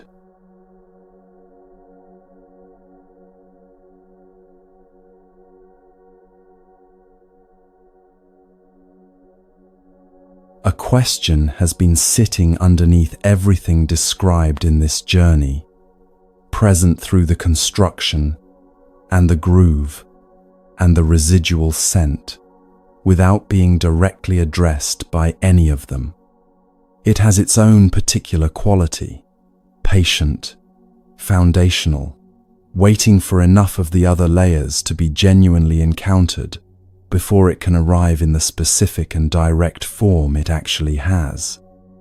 It does not announce itself urgently. It arrives the way a thought arrives, when the mind has been sufficiently quieted for long enough that something which was always there finally has the conditions to become audible. It does not require elaborate preparation to ask.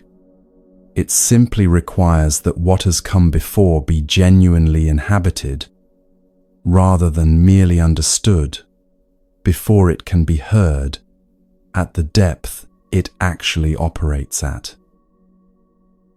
The question is this: when does the person you have been holding in your mind actually exist? The constructed version assembled from memory, imagination, desire, and hurt runs in the mind's interior space right now.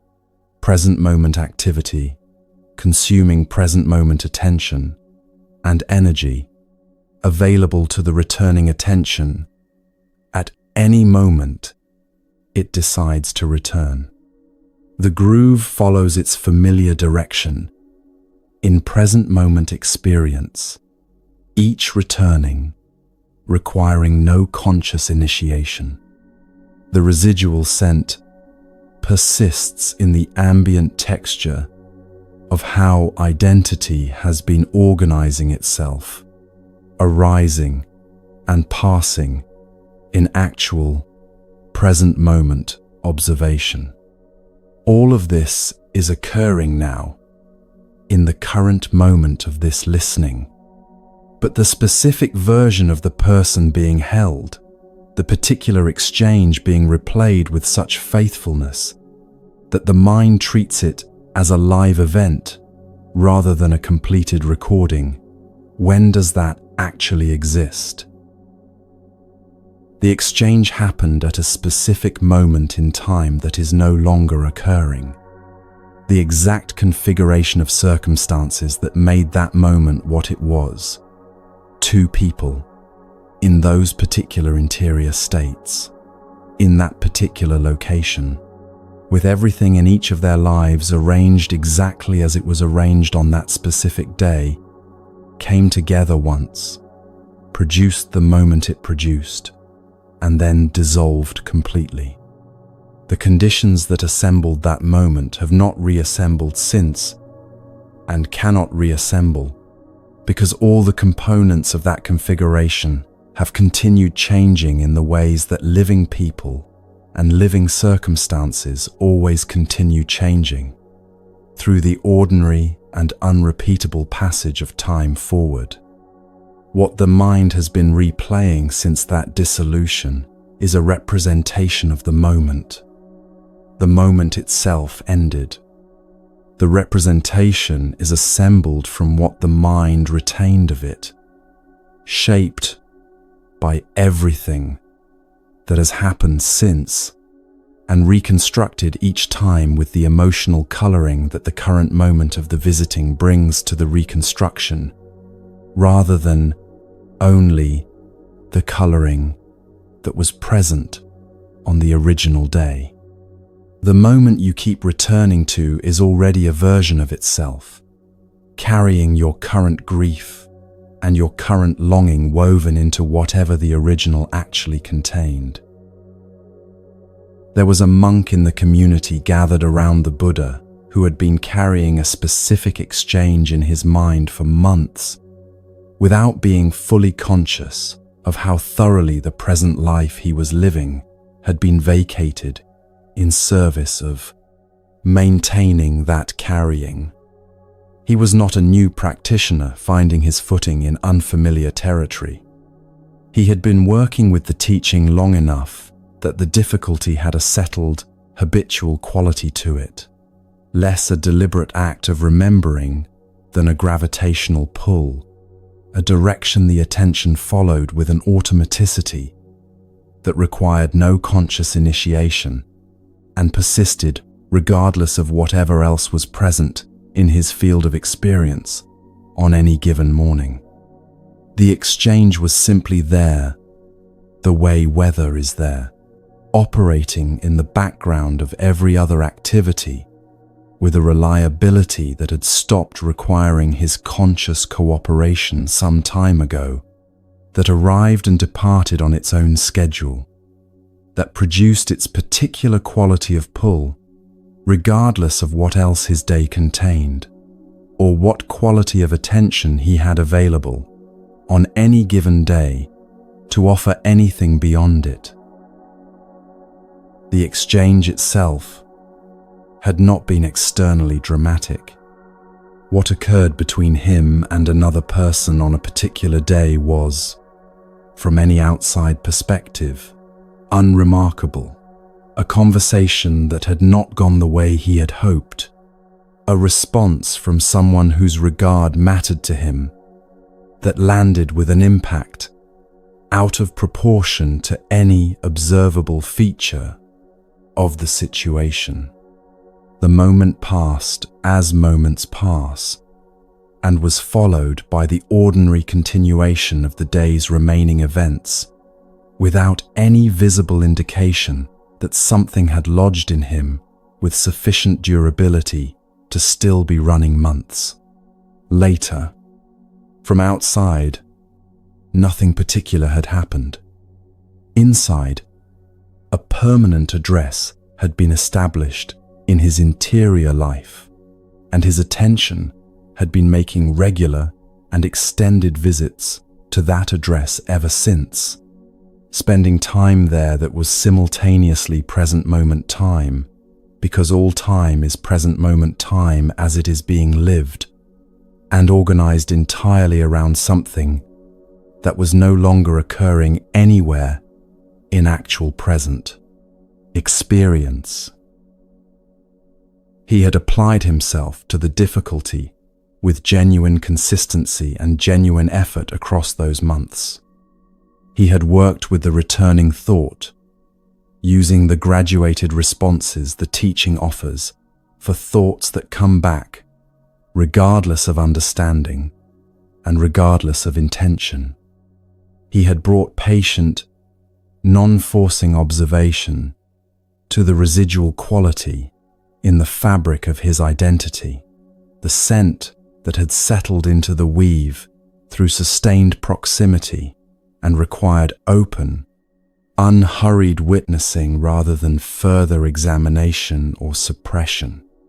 Both of these genuine applications had produced genuine and real results, a somewhat shallower groove than before the applications began, a somewhat more spacious relationship to the ambient presence of the exchange in how he understood himself. What neither had addressed was something more foundational that he was beginning to sense without yet having the precise language for it. It was not the quality of the mind's relationship to the exchange while engaged with it, the grooves returning, the sense arising and passing. It was the structure of a life in which a past moment had become a permanent address that consumed present moment time and attention without providing anything that genuine present moment experience provides to someone actually inhabiting it.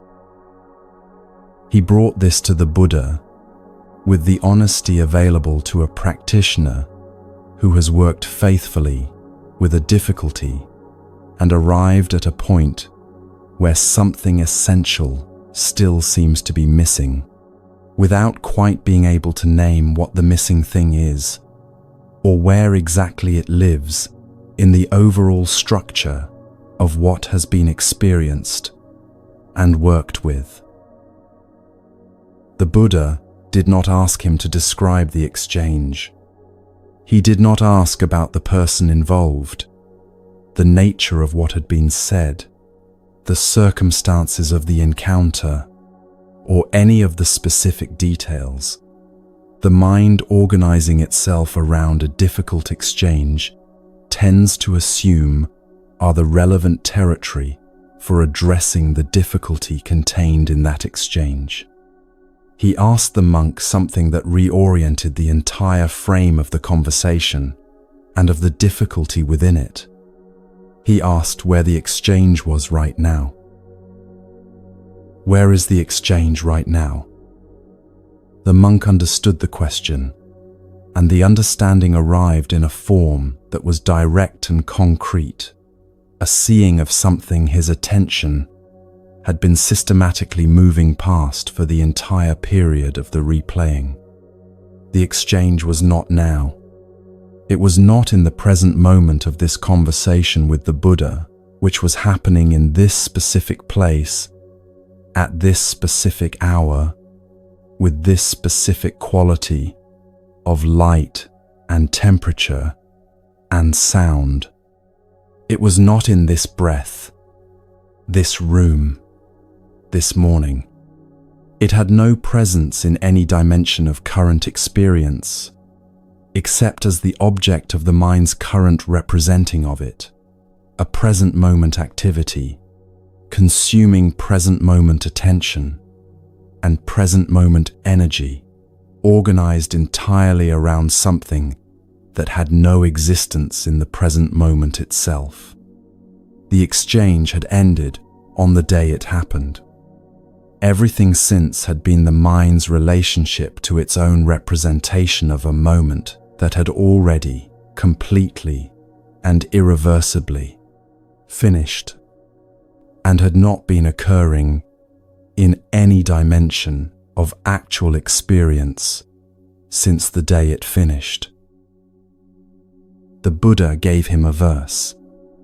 It is preserved in a teaching whose title translates directly as the one who has had a single excellent night, a designation that carries, in its quiet understatement, the entire scope of what the teaching points toward, not enlightenment in any dramatic or final sense, not an attainment that removes all ordinary human difficulty from the texture of daily experience, or renders the practitioner immune to the returning thought or the residual scent, or the mind's habitual movement toward familiar territory.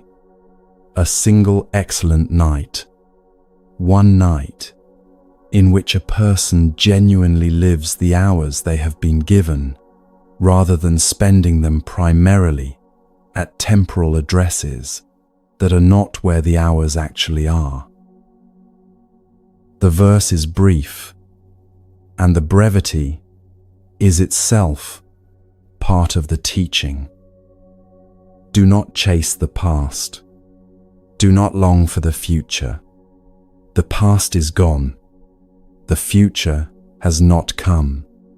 See clearly the phenomenon present in the here and now, unwavering, unshaken, knowing it.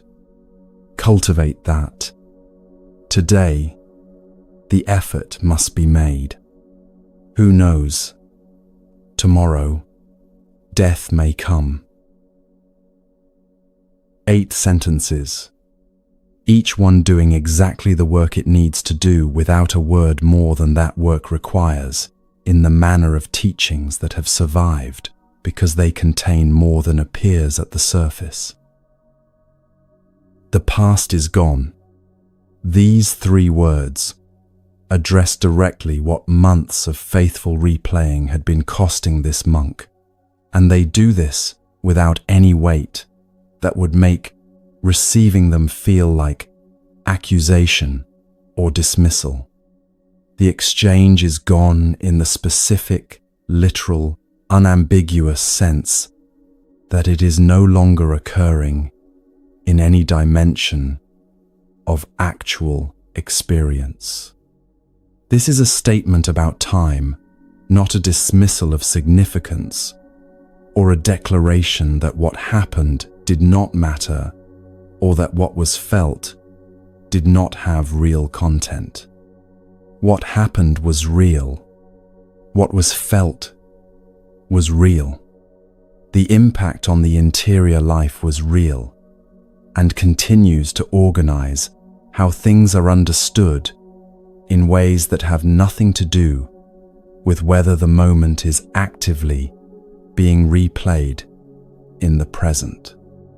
The moment itself, however, ended when it ended and has not been occurring since. The replaying has been occurring since. The original exchange has not.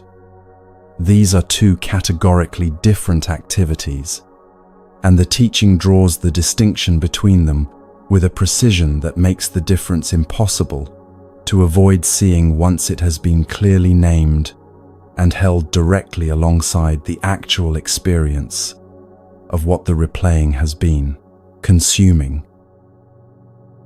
The future has not come. The imagined continuations of the relationship, the anticipated encounters, the rehearsed responses to exchanges that might or might not occur in any form, resembling how they have been rehearsed. None of these exist in actual experience. They are constructions assembled in present moment time, from materials available in present moment experience, projected into a dimension of time that has not yet arrived, and may not arrive in the form of the projection regardless of how carefully and thoroughly the projection has been rendered.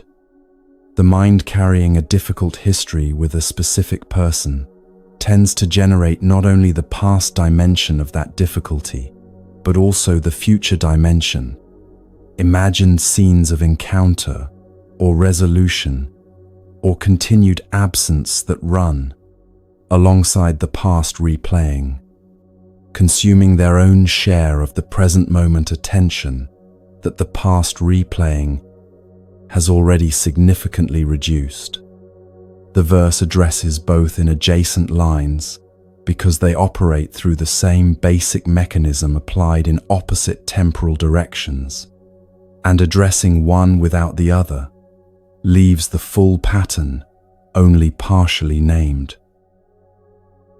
What this leaves is the present moment, the only dimension of time in which actual experience takes place, in which actual life is lived, in which the full quality of being alive in a particular body, in a particular place, at a particular hour, is available in its complete texture, rather than at the thin and divided quality of attention that has been primarily organized around somewhere else. The teaching does not suggest that memory serves no purpose, or that planning for the future is a pathological activity to be abandoned. Both have their proper and functional place in a human life that operates in time. What the verse addresses is the specific and costly pattern of spending the majority of present moment attention at addresses that have no existence in the present moment. The past that is no longer occurring, the future that has not yet arrived, and in particular, the specific past moment that the mind has selected as a permanent address worthy of sustained and regular visitation at the expense of the actual present life that passes through all those hours of visitation without receiving the attention those hours would otherwise have available for the life they contain. The monk received the verse with the quality of attention, available only when something said aloud arrives at a place the listener did not know was waiting for exactly this until the arriving happened. What shifted in him was a precise change in his understanding of where he had been spending his time, and specifically where he had not been spending it. He had not been in his own days, in the way that his own days deserved to be inhabited. He had been in a past day that had ended, returning to it with a consistency and faithfulness that consumed the actual present days that continued to arrive and pass without receiving the attention that those present days contained and offered. What the present days had been experiencing was the remaining attention after the past day had taken its share, which was, over these particular months, not much. Cultivate that. The verse's instruction is the most practical element of the teaching, and what it asks for is specific and immediately available, without preparation or special conditions. The returning to what is actually here, each time the attention moves toward the past address of the exchange, as a concrete and repeatable act, available in any ordinary moment of any ordinary day. The texture of the breath entering and leaving the body right now, the specific temperature of the air, the feeling of it moving through the nostrils, the slight expansion of the chest or belly as the inhale arrives, the gentle settling as the exhale moves through, the physical sensation of whatever surface, temperature, or pressure is in contact with the body in this specific and current moment. The quality of sound present in the actual space where the listening is happening, whatever is actually audible right now, in the actual present room or road or resting place where the hours of this evening are passing. The direct sensory quality of being here, in this actual moment, rather than a concept held about being here. These are available continuously, requiring no special conditions for their availability, ready to receive the attention in whatever ordinary moment the attention becomes available to offer itself to them. Each return of attention to what is actually present is also, without any additional effort, a moment in which the past address is not being maintained. The attention cannot simultaneously be fully present in the texture of this specific breath and fully occupied in replaying a moment that has no existence in this breath. Each genuine return to the present, even a brief one, even one followed almost immediately by the mind's departure, again toward the familiar territory of the exchange, provides a genuine moment of the excellent night the teaching's title names as something worth aspiring to. Even a single such moment counts.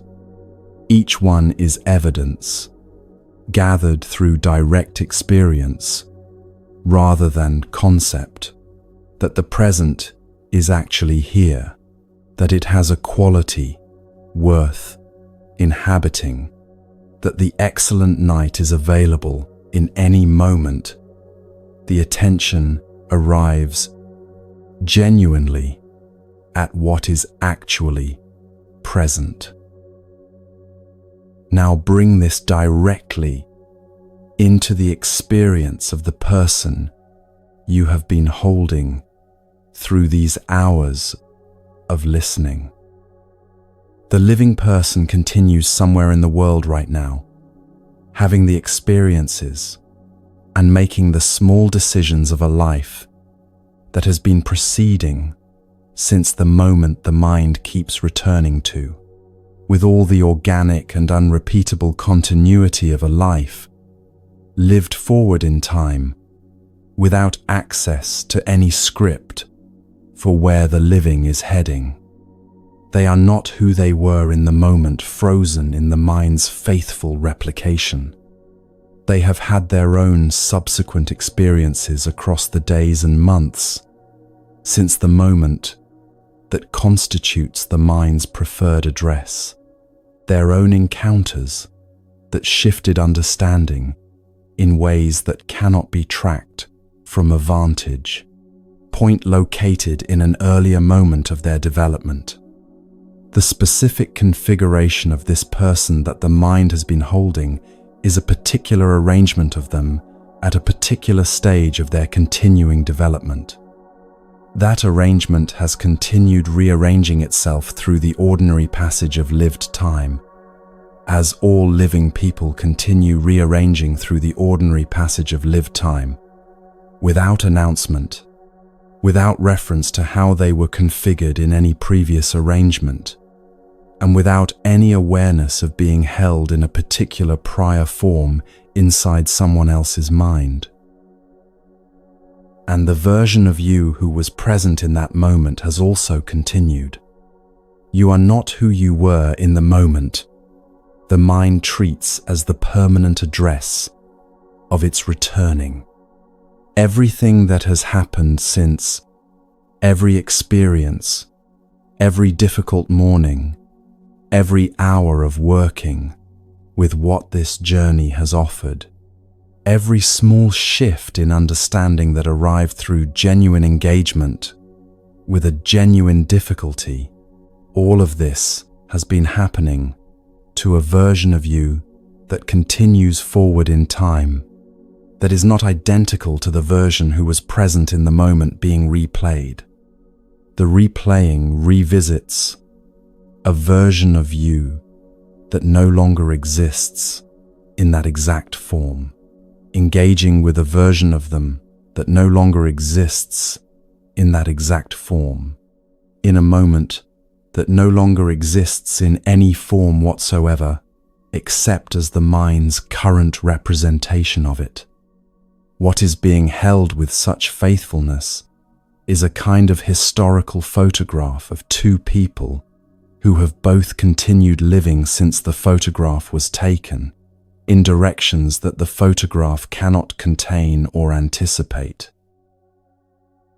There is a quality of loyalty in the replaying that deserves to be named directly, because it is part of why the grip has remained genuinely difficult, even after the construction, the groove, and the residual scent have all been seen clearly. The returning feels, from inside, like a form of faithfulness, like refusing to let what happened diminish to something that simply passes and is forgotten as though it carried no weight. Releasing the replaying can feel like abandoning the significance of the moment, like reducing a real and meaningful experience to something discarded without proper accounting, as though the moment itself will be diminished by no longer being visited, as though the person, or the relationship, or the version of yourself who was genuinely present in what happened will be dishonored by the gradual movement of primary attention back toward the actual present life that has been waiting through all those hours of visitation. The verse's framing addresses this quietly and without argument. Cultivating what is present here is not forgetting, and it is not erasure. It is not a declaration that what happened was unimportant, or that what was felt did not have real content, or that the person was not genuinely significant in the shape of your life. A moment that was genuinely significant leaves its actual mark on who you are through the real changes it produced in your understanding, in your awareness of certain territories of experience, in what you now know that you did not know before. This settling happens through the actual changes that genuine experience produces, and it happens regardless of whether the moment is actively replayed. The replaying has not been the mechanism through which the moment's significance has been honored or preserved.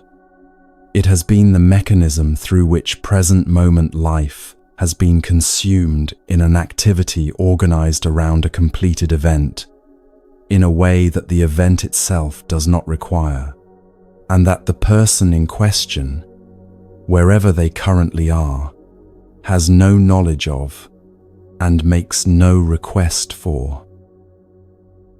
Practitioners who begin genuinely cultivating the return to the present, consistently, across ordinary days, discover the quality of the present moment itself when it receives the primary attention that has been directed elsewhere for an extended period.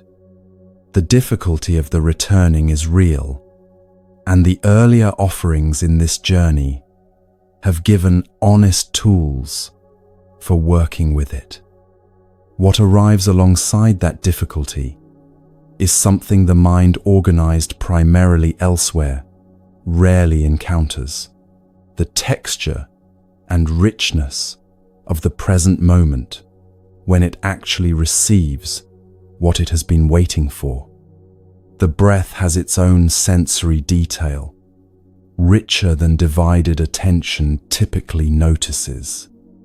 The ordinary fact of being alive in a body in a particular place at a particular hour has a quality of direct presence that attention organized around another temporal address does not fully access. The present moment has been offering this quality continuously through the entire period of the replaying.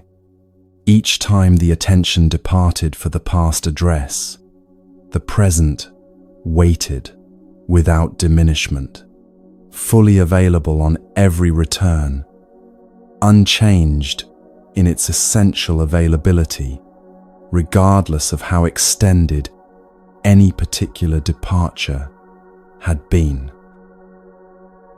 The verse says, "See clearly the phenomenon present in the here and now, unwavering, unshaken, knowing it." Unwavering in the specific sense that the present is always here, regardless of where the attention has been while not here. Its availability does not erode through extended non-use, and does not become more vivid through consistent practice.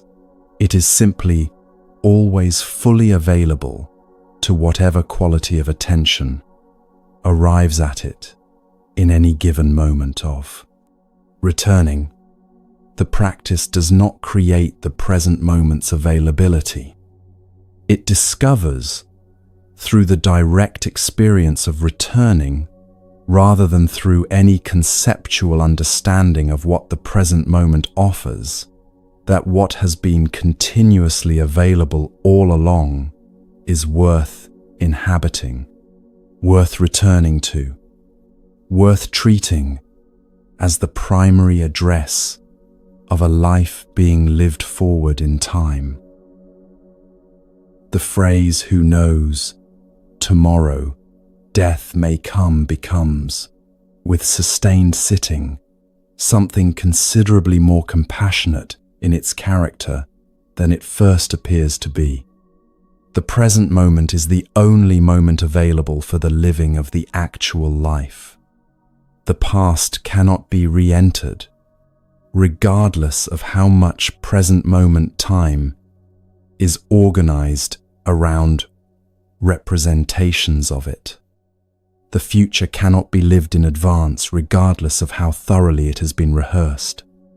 What is available is only this, right now, passing through its own texture in the time it takes to pass. The verse's invitation is to receive only this as sufficient for the excellent night it is capable of providing when it is actually inhabited, when the attention that has been spending its hours at other addresses is brought home to where the hours actually are, returned to the actual life being lived, rather than to representations of a life that ended at the moment it ended and has not been occurring since. Take a breath here, wherever you are listening from.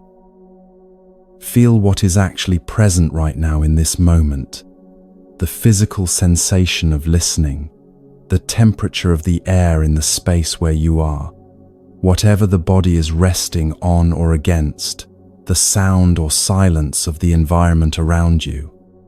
This moment, this breath, the life being lived right now, is occurring here, in this specific set of present moment conditions, in this actual hour.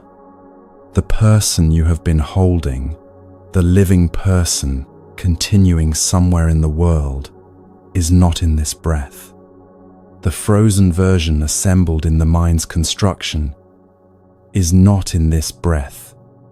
what is here is only here, and what the teaching names as excellent is the discovery that only here is sufficient for a genuine night of actual living, when it is actually and genuinely inhabited, rather than merely passed through while the primary attention is organized elsewhere. Even as the grip becomes more workable across the dimensions this journey has addressed, a particular quality of pull tends to remain that the earlier offerings have approached without yet landing on directly.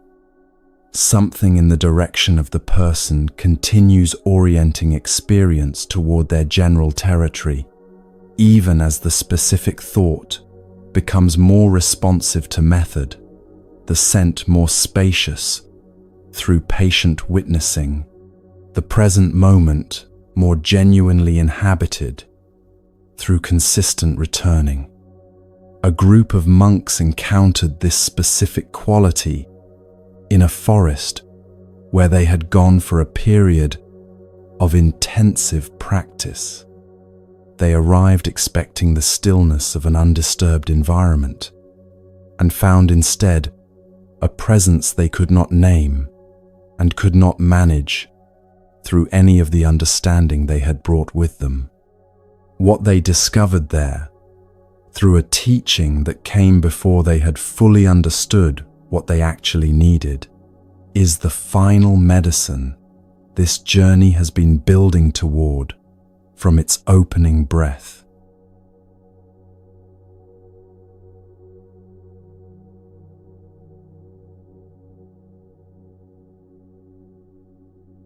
There is something the mind does when a thought keeps returning that feels like the natural and appropriate response to something unwanted, making repeated appearances without permission. It pushes back. The returning thought arrives, and the mind contracts around the arrival with a quality of opposition, a tightening toward the presence of something it has already decided it does not want to be hosting. The opposition feels correct. It feels like what the situation requires. When something you have clearly identified as unwanted continues presenting itself with patient indifference to your identification of it as unwanted. The thought keeps coming, so you keep pushing with the kind of firm and consistent resistance that any reasonable person applies to something they have decided they would genuinely prefer not to have occupying the space it keeps occupying. And the thought remains central. This quality of the grip, the way resistance sustains exactly what it is resisting, is what the recognition of the construction, the graduated method for the returning thought, the patient witnessing of the residual scent, and the cultivation of the present moment have each approached without landing on it directly. Those offerings work with how the mind relates to the thought while engaged with it. This final teaching works at the meeting point between the mind and the thought's arrival, at the precise moment when the thought presents itself and something moves to receive it, and it offers the most unexpected medicine of this entire journey, because it asks for the opposite of what every instinct says the situation requires. When what meets the arriving thought is resistance, the grip tightens. Any sustained opposition to something maintains that something as the organizing feature of the opposing mind's experience, keeping it central, keeping it present, keeping the mental furniture arranged around the project of its removal in a way that makes removal the primary activity and the thought the primary object. This is a form of sustained attention that differs from the returning thought primarily in its emotional coloring rather than in the fundamental structure of what it is doing with the presence it opposes. You are still organized around them. The resistance ensures it. A group of monks discovered this with a directness that left no room for comfortable distance from the discovery. They had traveled to a forest at the foot of the Himalayan range to spend their rains retreat, the period each year when wandering practitioners settled in one place for an extended season of focused practice, away from the ordinary movement and social complexity of teaching life. The forest was remote, which was what they wanted. The conditions were materially good, water nearby, shelter adequate, the ordinary logistical concerns of retreat life, manageable without excessive distraction from the practice itself. They arrived with genuine intention and settled in with the specific quality of hope that accompanies arriving at a place chosen deliberately for what it promises by way of undisturbed internal work. The forest was not undisturbed. It was inhabited by tree spirits, presences that had lived in those trees for longer than anyone could know.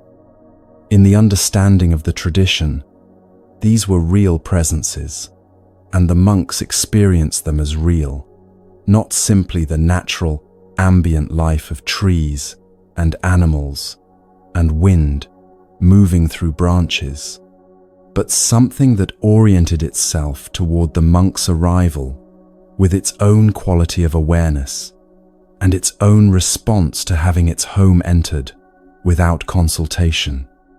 The presences did not welcome the monks. This was their forest, their dwelling, the territory they had organized their existence around long before the monks' arrival made claims on it.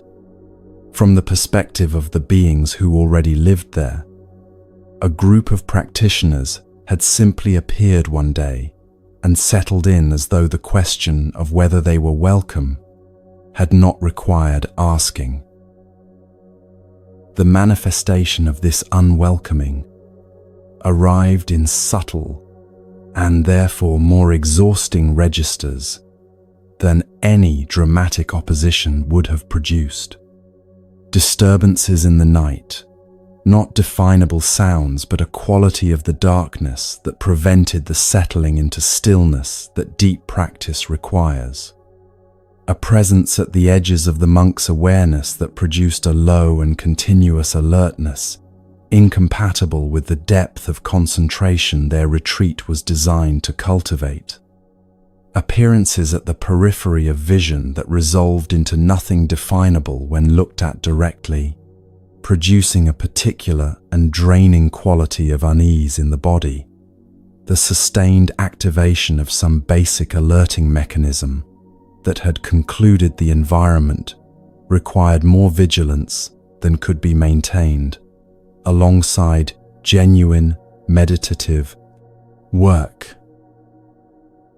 They could not settle into what they had come to develop. They could not sleep deeply enough to support the practice. The concentration their retreat had been established to deepen was continuously fractured by the management of what was present in the forest alongside them, monitoring it, tracking it at the edges of awareness, maintaining a readiness against further incursion into the settled space they were attempting to establish and could not fully establish because the presences kept the edges of that space permanently uncertain. The monks were working hard at managing something that responded to management by remaining exactly as present and exactly as disruptive as it had been before the management began. After weeks of this, they returned to the Buddha and described the situation plainly. the forest, its inhabitants, the specific and consistent ways the presences had prevented the kind of practice the retreat had been designed to support. They had tried the tools available to them and arrived at the limits of those tools without resolution. They asked what to do with the honesty of people who have worked genuinely and need to acknowledge that genuine work has not been sufficient for what they are facing. The Buddha's response was not what any of them expected. He did not tell them to find a different forest. He did not offer a method for neutralizing the presences, eliminating their effect on the monk's experience, or creating protected conditions within which the practice could proceed without reference to what was present in the surrounding trees. He did not suggest that intensification of the approaches the monks had already tried would eventually reach what those approaches had not yet reached. He sent them back with a practice. As they walked back into that forest, and as they settled for meditation each evening, and as they woke in the nights when the presences made themselves felt, they were to send those presences genuine goodwill, not as a technique designed to produce the specific outcome of the presences becoming less disruptive, not as a strategic gesture toward beings they privately continued to regard as obstacles to what they had come to the forest to accomplish, as a genuine wish freely extended to beings who existed in that forest with their own form of life and their own relationship to what the forest meant, and their own responses to having that relationship disrupted by arrivals who had given them no notice and sought no permission from the lives already being lived in that place. The specific phrases the tradition preserves from this practice are gathered in a text called the Karaniya Metta Sutta, taught to these monks for this specific situation in a specific forest and carried forward across 25 centuries because what it addresses is not specific to a forest or a season of practice in a particular location under particular circumstances. What it addresses is the fundamental question of what the mind does when it encounters a presence it has decided it does not want, and what becomes genuinely available when that fundamental stance toward the presence changes. May all beings be happy. May they be safe from danger. May they be healthy and strong. May they live with ease.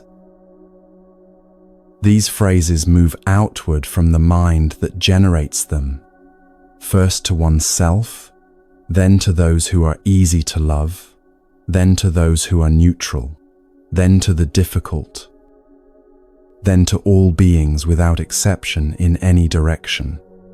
The difficult category is where the monk's experience with the tree spirits lives, and where your experience with the person you cannot release lives also.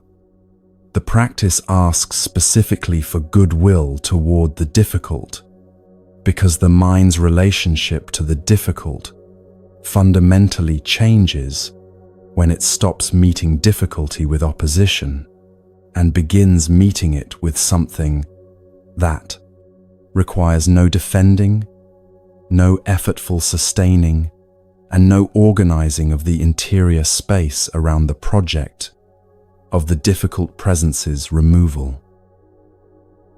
The monks returned to the forest. They began generating goodwill toward the presences as they re-entered the trees, toward beings they had been monitoring and managing and opposing through weeks of exhausting vigilance. The initial quality of the generating was not what the practice's phrases describe as their destination. Goodwill directed towards something that has been disrupting your sleep and undermining your practice for weeks will carry the texture of the previous weeks in it, at least in the beginning. The practice does not require the goodwill to be pure before it is offered. It requires that it be genuinely intended, that the directing of it represents an actual willingness to wish well to the being toward whom it is directed, in whatever quality that wishing is currently capable of in its early and imperfect form. Something shifted in the forest. The tradition records the tree spirit's response with a directness that it does not treat as metaphor. The presences received the goodwill being directed toward them and were moved by it, in the specific sense that genuine goodwill directed toward a being by another being with real intention changes something in the quality of the relationship between them that was not changed before the directing began. The presences that had been organizing the monks' experience of the forest as unwelcoming territory began to organize it differently. The tree spirits became, the tradition records, protective, not because their fundamental nature changed, but because what was being directed toward them changed what the relationship between them and the monks was, which changed what their response to the monks' presence could be. The monks slept. They practiced without the continuous fractioning of concentration that the management of hostile presences had required. The retreat produced what retreats are capable of producing when the conditions for practice are genuinely stable, a deepening of the qualities the practice had been working toward through weeks that the presence's disruption had made impossible. Nothing about the forest changed in any material respect. The trees stood where they had always stood. The spirits remained in their dwelling place, as they had remained through every previous day and night of the retreat. What changed was what the monks were bringing to the encounter, which changed what the encounter was, which changed everything that depended on the quality of that encounter being something other than adversarial. Now bring this directly into the territory this journey has been working within. The thought of this person arrives in the mind. It arrives with whatever quality it characteristically carries. The specific texture of this particular person's presence in the mind's interior space, the emotional register that thinking of them produces, the characteristic pull toward the construction this journey has named and examined closely. And something meets it. Something was always meeting it, across every arrival since the grip established itself, and that something has been doing most of the work that has kept the grip organized and sustained through all the months or years of its duration. What has been meeting it is most likely a version of resistance. The thought is unwanted, and so what meets it is a contraction, a pushing away that feels like what the situation requires, like what self-respect asks for, like it is doing something purposeful about the presence, rather than simply receiving it. The pushing is genuine, and the motivation behind it is real, and the wish for this thought to no longer organize so much of the interior life is completely reasonable and fully justified by everything the grip has cost. And the pushing keeps them central. The mind organized around expelling something is organized around that something in the most complete sense available. The thing being expelled defines the organizing principle of the expulsion, which means it defines the organizing principle of the mind engaged in expelling it, which means removing it from the center of attention through expulsion is structurally prevented by the act of expulsion itself, which places it at the center and then pushes outward from that center, guaranteeing that the center remains occupied by exactly what the pushing is trying to remove.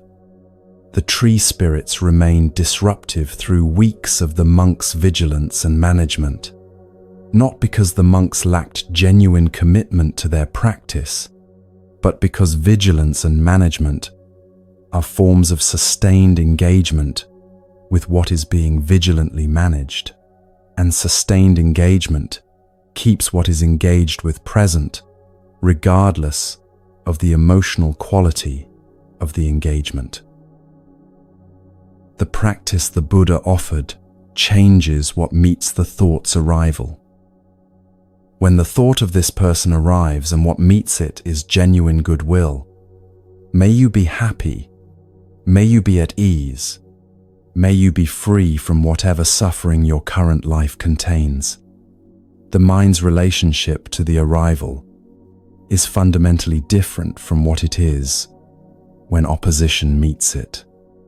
Goodwill does not organize itself around the project of the thought's removal. It meets the arrival with something that contains no fighting, no contracting, no ongoing arrangement of the interior space around the management of what keeps arriving. And in the absence of that fighting and contracting, the thought finds nothing to sustain itself against, because part of what sustains the returning thought across time is the very structure of organized opposition that has been consistently there to meet it. This lands with some resistance at first, and that resistance is worth naming clearly. The instruction to send goodwill towards someone whose presence in the mind has been a source of genuine suffering can feel like capitulation, like being asked to pretend that what happened carried no weight, to offer something unearned, to perform a generosity that the actual history between you and this person does not support and has not earned. The practice asks for none of this. It does not ask you to approve of what happened or simplify what the relationship actually was or was not. It asks for goodwill directed toward a being who suffers, as all beings suffer, in their own forms and through their own interior entanglements, because that shared condition is the ground on which genuine goodwill rests, entirely independent of any particular history between the one offering it and the one toward whom it is offered. The person you cannot release is suffering in some form right now. You do not know the specific form because you do not have access to their current life, except through the construction the mind has built from prior knowledge of an earlier version of them. The general fact of their suffering requires no specific knowledge to affirm. They are a human being living a human life, which means they encounter fear and loss and disappointment and the difficulty of being alive in circumstances that do not consistently cooperate with what is hoped for. Wishing them well in that suffering, genuinely, without requiring them to have earned the wishing through any demonstrated recognition of what you have been carrying, is the ground the practice stands on and returns to on every occasion of its offering. May you be happy. May you be safe from the particular dangers your own life presents to you right now. May you be healthy and strong. May you live with ease. These phrases directed toward this specific person who has occupied so much interior space do not require you to have resolved everything that their presence in that space represents. They do not require forgiveness as a completed act, or acceptance as a finished condition, or peace as a state already fully established before the practice can begin. They require the genuine intention to wish well to a being who suffers as you suffer, in whatever quality that intention is capable of, in its current and still developing form. The monks practicing in the forest did not immediately feel warm toward presences that had been disrupting their sleep for weeks. The practice does not promise warmth as its first product. It offers the genuine intention as the practice itself, and allows whatever quality of genuine feeling develops through consistent offering to arrive at its own pace through the practice, rather than being required in advance as a prerequisite for beginning. The consistency of the offering across actual occasions when the thought arrives is what allows the practice to develop toward its fuller quality over real time. Each occasion of offering, each thought met with the intention of goodwill rather than the habitual contraction of resistance, is one instance of re-entering the forest and extending the practice toward the presences who inhabit it. The relationship changes through the accumulation of those instances, not through a single instance of sufficient emotional intensity that resolves everything in one dramatic movement.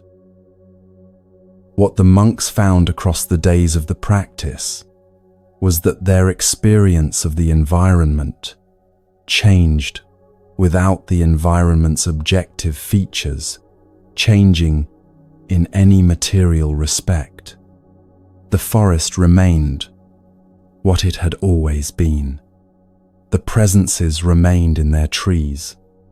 What changed was the quality of the meeting between the monks and the forest's other inhabitants, which changed what the encounter was, which changed what the experience of being in that forest was, which changed everything that depended on those conditions being stable enough for the practice to actually proceed. The presences that had been the source of disruption became, through the change in what the monks were bringing to the encounter, something that no longer disrupted. The forest did not change. What was brought into it changed, and that change was sufficient to change everything. The thought of this person will continue to arrive. The practice does not promise that it will stop arriving, or that the arriving will become consistently comfortable, or that the history between you and this person will be simplified into something tidier than what it actually has been. What it offers is more modest and more real, that what meets the arriving can change, that the relationship between your mind and this person's presence in it is not permanently fixed by the history that established the presence, however long that history extends. That the meeting point, the precise moment when the thought presents itself and something moves to receive it, is where the possibility of genuine release actually lives, because release happens not when the thought is expelled through sufficient force of will, but when what meets the thought no longer feeds the grip that has been sustaining itself partly through the energy of the opposition directed at it. The tree spirits in that Himalayan forest did not change their nature. They were what they had always been, presences with their own form of awareness, their own relationship to the territory they inhabited, their own responses to what arrived in that territory without consultation. The monks did not eliminate them, did not defeat them, did not neutralize them through any technique designed to make them less present or less real. The monks changed what they were bringing to the encounter, and that change was what the entire situation had been waiting for, not from the side of the presences, but from the side of the monks themselves. What could be changed? They changed. And the changing of what was available to be changed everything else that had seemed immovable. That same movement is available in any ordinary moment when the thought of this person arrives. You do not need to wait for the grip to have weakened further before beginning this practice. You do not need the history to have been processed more completely or the hurt to have diminished to a more manageable level before the offering of goodwill becomes something you have the capacity to attempt. You attempt it now, in whatever form is genuinely available now, with the honest acknowledgement that now is where the practice begins, rather than at some future point when conditions are more favorable for beginning it. May you be happy. This is the final medicine this journey has been building toward from its opening breath. It is also the most surprising because it does not require the thought to be gone, does not require the person to have changed, does not require the history between you to be different from what it is. It requires only that what meets the thought when it arrives changes from the opposition that has been keeping the grip organized around the thought's removal to a genuine wish directed toward a being who suffers as you suffer without any requirement that they have earned the wish through any particular recognition of what you have been carrying through the months or years of the grip's duration. Take a breath here, wherever you are listening from. The journey has moved through 5 distinct understandings of why the grip persists and what the Dharma offers in response to each layer of that persistence. A construction maintained by your own returning attention, seen clearly enough that the maintenance itself becomes visible. A groove met with graduated and patient method that acknowledges the returning as a feature of conditioning rather than a failure of will. A residual scent in the fabric of identity witnessed with unhurried, non-forcing presence until the natural clearing the witnessing allows can proceed at its own pace. A past moment seen as past, genuinely and completely past, so that the present can be inhabited as the only place where actual life, actual release, and actual peace are real and available. And now this. The meeting point changed from resistance to goodwill, with effects on what the grip can sustain. That resistance alone would never have produced, regardless of how sustained or how earnest the resistance. All 5 of these are available to you in any ordinary moment, without special conditions, and without requiring you to be further along than you currently are. The releasing they point toward is not a destination that must be reached completely before anything of value has occurred. It is happening in real time, in each ordinary moment, when one of these understandings is genuinely brought to where the grip lives and what the grip is doing. Each moment of clear seeing, each graduated response to the returning thought, each instance of patient witnessing, each genuine return to what is actually present, each 4 phrases of goodwill directed toward the person whose thought arrives without permission. Each of these is the releasing, occurring incrementally in the actual hours of an actual life being lived forward through whatever comes next. Something becomes available when all 5 of these understandings have been genuinely inhabited rather than merely received, something quieter than any of the 5 teachings individually.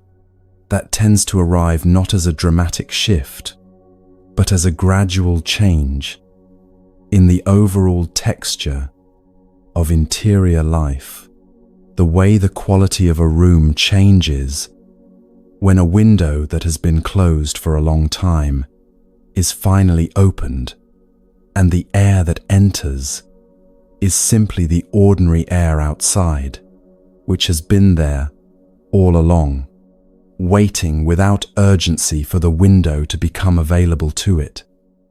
What that quality is, and what the tradition says about the life that becomes possible once the grip has genuinely and progressively released its hold, is where this journey arrives next.